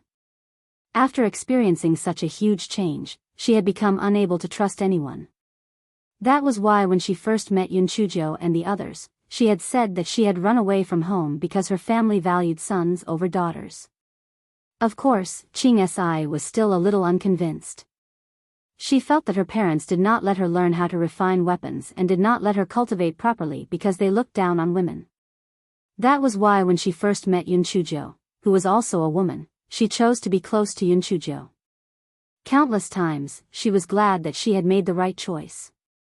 If it were not for the fact that she was close to Yunchujo, not to mention her cultivation level, at least it would be difficult for her to walk out of the haze of being framed by Qing Luo and Qing Jin. Moreover, the Yun siblings had given her the same kind of friendship as family, allowing her to no longer be as fearful and uneasy as before. To be honest, she felt that she might not be able to return to the heavy cloud continent in her lifetime. After all, the Qing Xian continent's level was too low. However, she didn't expect that because she got to know Yunchujo. She had obtained countless cultivation resources and fortuitous encounters. Hence, she was able to quickly ascend to the immortal origin continent. Just when she was full of confidence and thought that she might be able to return to the great firmament continent in a few years, the Qing family's second branch found her. They used Qing Yuankue and Zheng Shi's lives to threaten her, so Qing Si could only submit. After Qing Si returned to the Qing family, she saw the tragic state of the eldest branch and couldn't help but blame everything on her youth and ignorance, thinking that she had harmed everyone. In fact, this matter had nothing to do with Qing Si. Even if she did not go missing, she would not be able to turn the tide. However, Qing Si was a little obsessed and felt that it was all her fault. After listening to Qing Si's simple story, Yunchujo comforted her, in life, who has not been a fool a few times?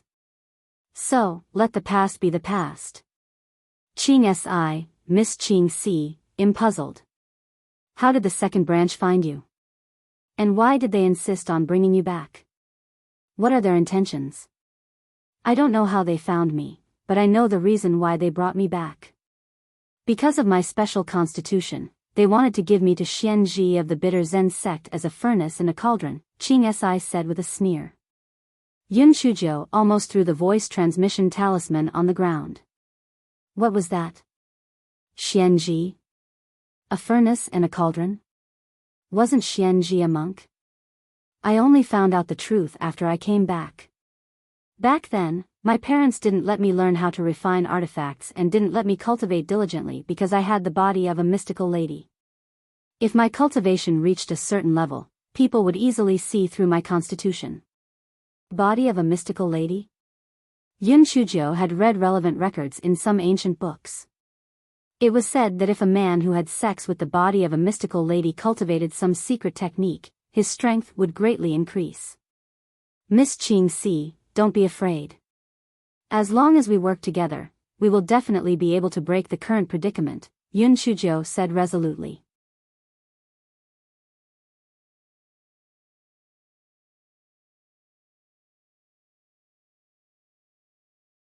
After listening to Qing Si's words, Yun Shujiu had basically deduced the truth of the matter. The second branch of the Qing family probably unintentionally found out about Qing Si's special constitution, so they used this as a condition to get Xian Ji's help. Of course, Qing Si was only one of the chips. The second branch of the Qing family probably also offered a lot of spiritual weapons, such as the torrential rain Yama needle in Yuan Guang and Yuan Jis hands. As for what happened to Qing Si's uncle and brother, it was naturally related to the bitter Zen sect. Just as Yun Shujiu was thinking, Qing Si sent a voice transmission talisman again. Little Jiu, I believe you. What should we do next? Qing Si recalled that when she applied for the Linghua sect a few years ago, no one thought highly of their Qing Yun group, but they still managed to get into the Linghua sect in the end. In this world, there was nothing that little Jiu could not do. It was Qing Si's good fortune to be able to meet little Jiu. There's no rush, they'll think about it again. Oh right, how are my grandfather, brothers, and sisters? Yun Shujiu asked somewhat nervously. Her homesickness became even more timid. Although she knew that regardless of whether it was the Qing Xian continent, the Tian Yuan continent, or the immortal Yuan continent, all of her forces existed, and her relatives should be safe and sound, she was still a little worried. After all, the Divine Devil Hall would not give up on their evil intentions. They might even take action in secret. Qing Si said in a teasing tone, "Don't worry. Your gigolo arranged things very well. Not only did he send people to protect us, but he also gave us a lot of cultivation resources. However, Grandpa Yun is old and has limited talent, so he can only stay in the Tian Yuan continent. Sister Chu Wu and the others have already ascended to the immortal Yuan continent and entered the Hunyuan sect and the murderous Yuan sect respectively. With the title of Little Ancestor Yun, everyone is living very well. When the Qing family found me, if I didn't take the initiative to leave with them, they wouldn't have been able to take me away by force." Yun Shujiu was both happy and confused. The pretty boy had arranged this? Why didn't she know? This Tsundra always did some things silently without telling her. I think you should take a look at Panda's novel. Yun Shuji's heart welled up with a trace of sweetness. When she thought about how Yun Xiaotian and the others were doing very well, she couldn't help but feel happy. She felt that Qing Gu really didn't come for nothing this time. Yun Shujiu chatted with Qing Si for a while more before putting away the voice transmission talisman and thinking about her next plan. The matter was a bit tricky. She had to make a good plan. Otherwise, Qing Gu would be easy to defend and hard to attack.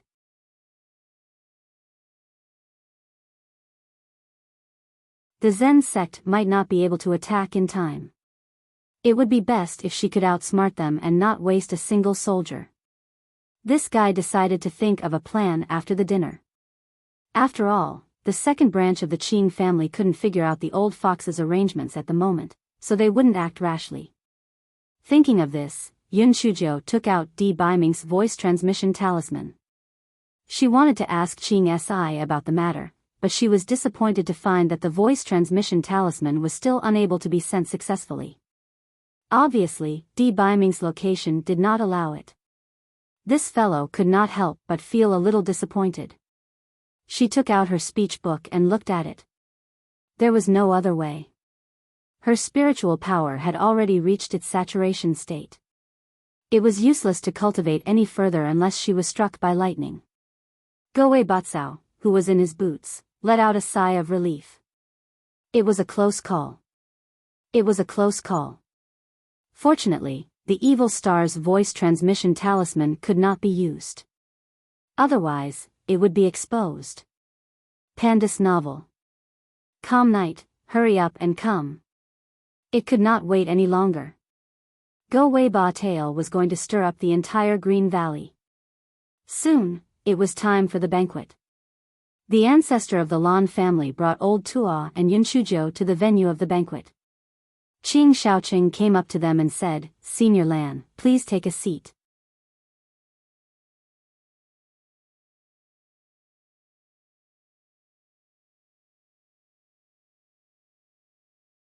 The ancestor of the Lan family naturally would not turn the tables. After exchanging a few pleasantries, he still sat on the guest seat. Qing Shaoqing asked the juniors to greet the ancestor of the Lan family one by one. Yun Shujiu realized that the big house was not attended by anyone. However, it was also true that the family scandal could not be exposed. Qing Shaoqing naturally would not make things uncomfortable for himself. The ancestor of the Lan family also tactfully did not ask, as if he did not know that the Qing family had a large house. However, he did not expect that Qing Yuanda would bring the Zheng Shi and Qing Si in before the banquet had officially started. Qing Shaoqing's expression immediately turned gloomy. However, he could not chase the three out in front of outsiders, so he could only pretend to be concerned and said, "Pandas novel." Qing Yuanda said lightly, "Thank you for your concern, second uncle. I'm already better. With an important guest coming, it's not good for our eldest house to avoid meeting him." Qing Shaoqing was annoyed, but he could not say anything. Qing Yuanda walked to the front of the Lan family's ancestor and bowed. He only greeted him politely and did not say anything else. Qing Shaoqing was slightly relieved. Although he was sure that the Lan family would not get involved in the affairs of the Lan family, he had other plans, so it was better to not cause any trouble. After the three of them took their seats, the banquet officially began. After a while, Qing Yuanda raised his wine glass to toast the ancestor of the Lan family. His pale face became a little ruddy. His hand trembled slightly as he said, "Senior Lan, I heard that the younger generation of the Lan family has many talents, and most of them are not married yet. I intend to marry the Lan family. What do you think, Senior? I think you should take a look at Panda's novel." Clang.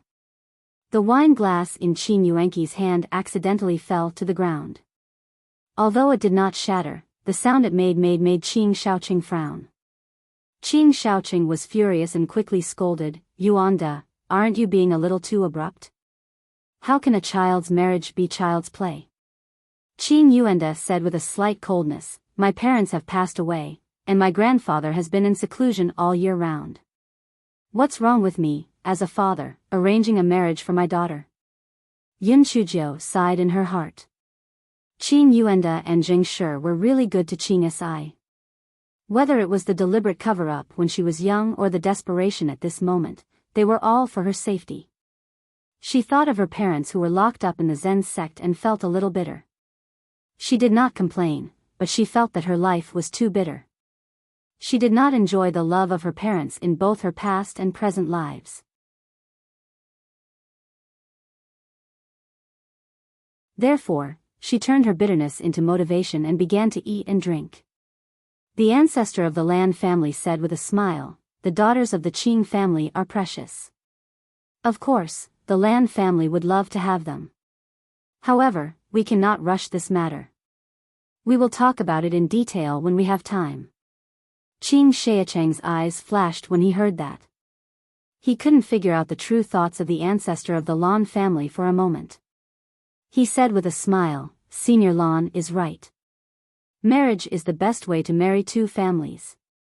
Naturally, we have to be cautious." His words were obviously a pun, implying that the ancestor of the Lan family would be the second son of the Qing family in the future. There was no benefit in marrying the eldest son. Qing Yuanda sat back in his seat with some disappointment. If the ancestor of the Lan family could agree to the marriage, at least Qing Si would be able to avoid the disaster. However, judging from his appearance, it was probably just a perfunctory response. However, for the sake of his daughter, he could not give up no matter what. From the looks of it, this was the safest way. Qing Si's face remained expressionless. She looked at He Xinjiu, who was fighting with the chicken drumstick, and silently thought to herself, "Bear with it. Little Jiu will think of a way soon. Everything will be fine." At this moment, there was a commotion outside. A guard hurriedly ran in, ignoring the presence of guests, and said, second elder, something has happened.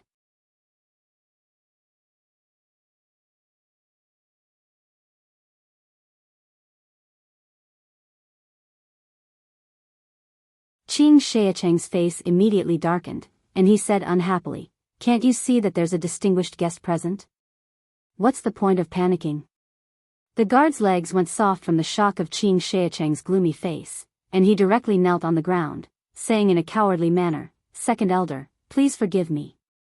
This matter is urgent, and I've been rude."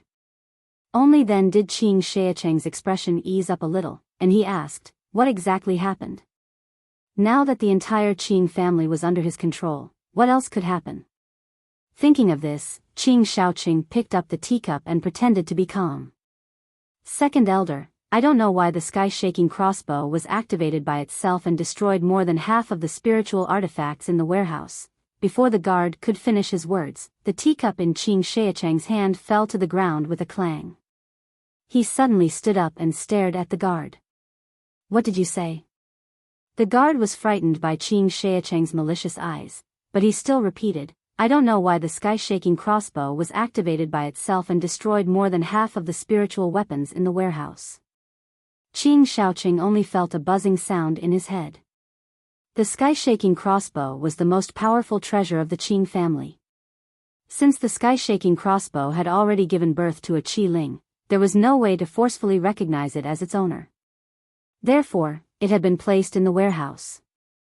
The Qing family's warehouse was strictly guarded. There were 5 checkpoints, so they were not afraid of being stolen. However, why did the sky-shaking crossbow suddenly go crazy? And it even destroyed all the spiritual weapons in the warehouse? At this moment, Qing Xiaoqing was not in the mood to pretend to be polite with the ancestor of the Lan family. After hurriedly apologizing, he rushed to the warehouse. He Xingjia's eyes flashed. She did not have the self-awareness of being a guest and followed behind. The ancestor of the Lan family and Elder Tua looked at each other and shamelessly followed. "I think you should take a look at Panda's novel." The Qing family was in a mess. Qing Xiaoqing and the others were even more confused. No one paid attention to them, so the 3 of them swaggered behind to watch the show. Qing Yuenda began to cough violently. Although the family business had been swallowed by the second branch, it was still the legacy left behind by their ancestors. When he heard that more than half of the spiritual artifacts had been destroyed, how could he not be anxious? Zheng Shi patted his back gently and comforted him, "Perhaps the matter isn't that serious. Husband, don't worry." Qing Si thought to herself, could it be that little Jiu did this? This way of doing things was too much in line with little Jiu. However, she didn't know how little Jiu did it.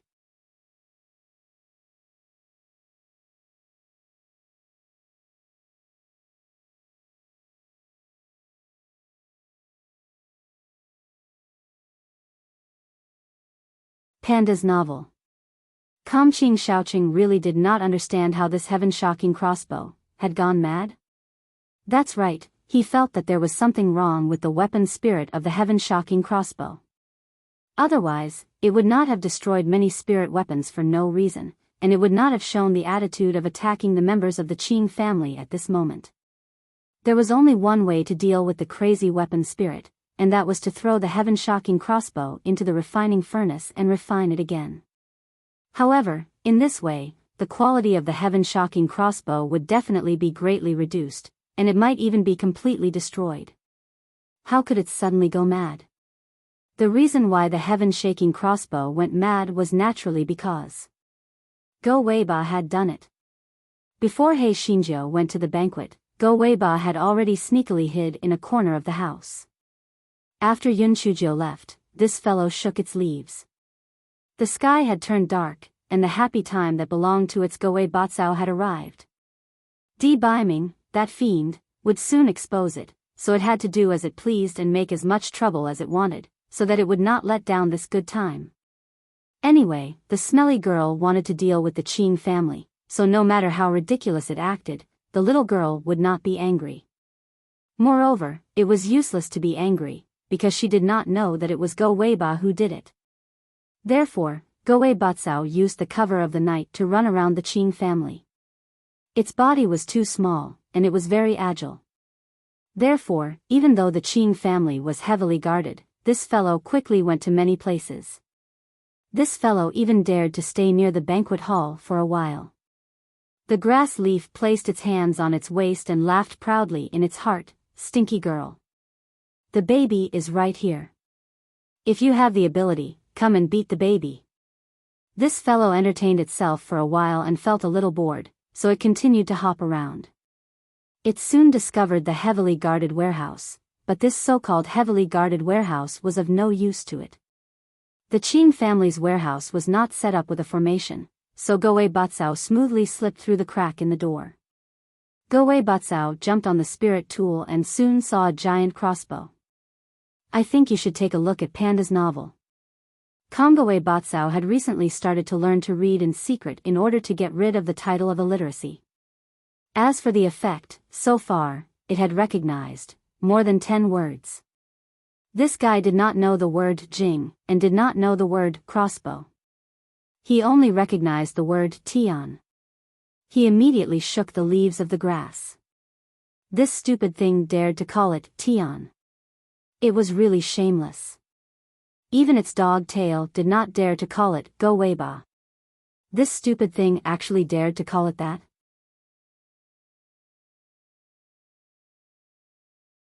It really did not know the immensity of heaven and earth. It really overestimated itself. In its anger, Goei Batsao grew taller. With its hands on its waist, it pointed the leaves of the grass at the heaven-shocking crossbow and cursed. The weapon spirit of the heaven-shocking crossbow had been in a dormant state. Coincidentally, it woke up at this time. Although it did not know what Goei Batsao was saying, it looked like Goei Batsao was scolding it.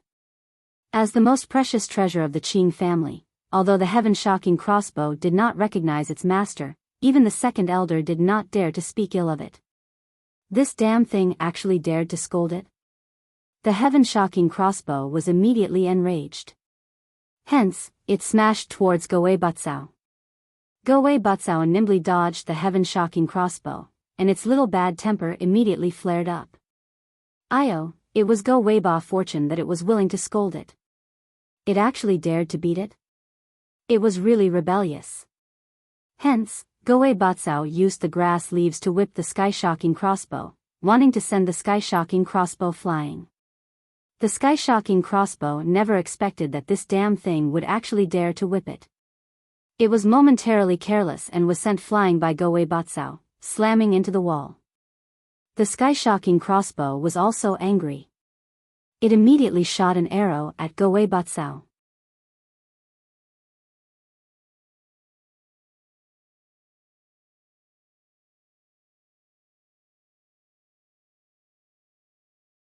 Chapter 5276. The aggrieved heaven-shocking crossbow. Goei Batsao saw that the heaven-shocking crossbow was shooting at it, so he immediately shrunk his body again and deftly avoided the arrow.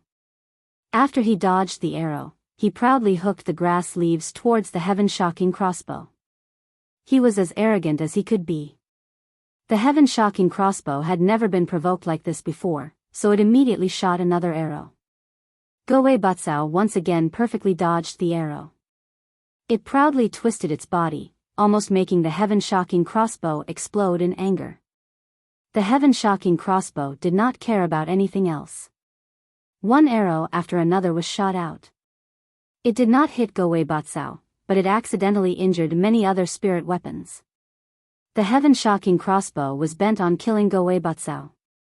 How could it care about this? The guards outside did not have the key to the storeroom. By the time their leader arrived and opened the door to the storeroom, it was already a mess inside. Goei Batsao took the opportunity to sneak out of the storeroom. The heaven-shocking crossbow followed behind angrily, scaring the guards into hurriedly closing the storeroom's door. The heaven-shocking crossbow was about to explode in anger. Were they blind? Didn't they see that damn thing sneak out? Therefore, when Qing Shaoqing ordered people to open the storeroom, the crossbow was ready to attack because it saw a faint purple light flash in the distance. That damn thing must be hiding there. However, when the crossbow saw Qing Shaoqing and the others, it slightly recovered from its anger and did not forcefully rush out of the storeroom. Qing Shaoqing saw that although the sky-shocking crossbow was in an attacking state, it did not have any intention of attacking him. Only then did he feel slightly relieved. He said angrily, "Sky-shocking crossbow, what are you doing?" The sky-shocking crossbow was originally very angry. Now that it saw that Qing Shaoqing actually questioned it, it immediately fired an arrow at Qing Shaoqing. Although Qing Shaoqing dodged the arrow, he was also half-dead angry. He said angrily, "Sky-shaking crossbow, if you don't restrain yourself, I can only throw you into the crafting furnace and reforge you." The sky-shaking crossbow could not help but tremble. This was what the tool spirit feared the most. Once it was reforged, the tool spirit would also die. It was angry and aggrieved in its heart. It was clearly not to blame for the matter, so why should it be scolded? The crossbow wished it could use its crossbow to turn Qing Shaoqing, who had wronged it, into a hedgehog, but it did not dare to do so. At that moment, Qing Si felt the voice transmission talisman in her storage ring vibrate. She used her sleeve to hide the sound of Yunchujia's voice coming from inside. "Miss Qing Si, this is a good opportunity to subdue the crossbow.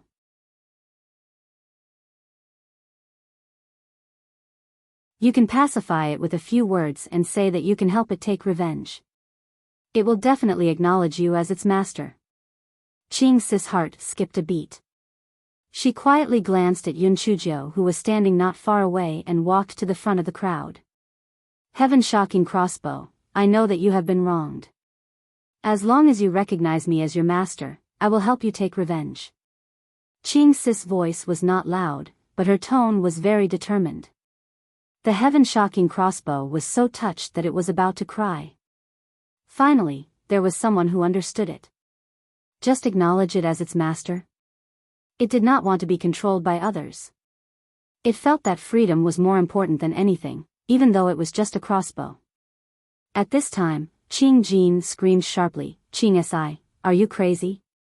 You actually want the sky-shaking crossbow to acknowledge you as its master? You really overestimate yourself." Qing Shaoqing also said unhappily, "Qing Si, why aren't you stepping down? Don't cause trouble." Qing Si said lightly, "Second elder, as long as you are a member of the Qing family, you have the right to fight for the sky-shaking crossbow to recognize you as its master. How can I be considered as causing trouble?"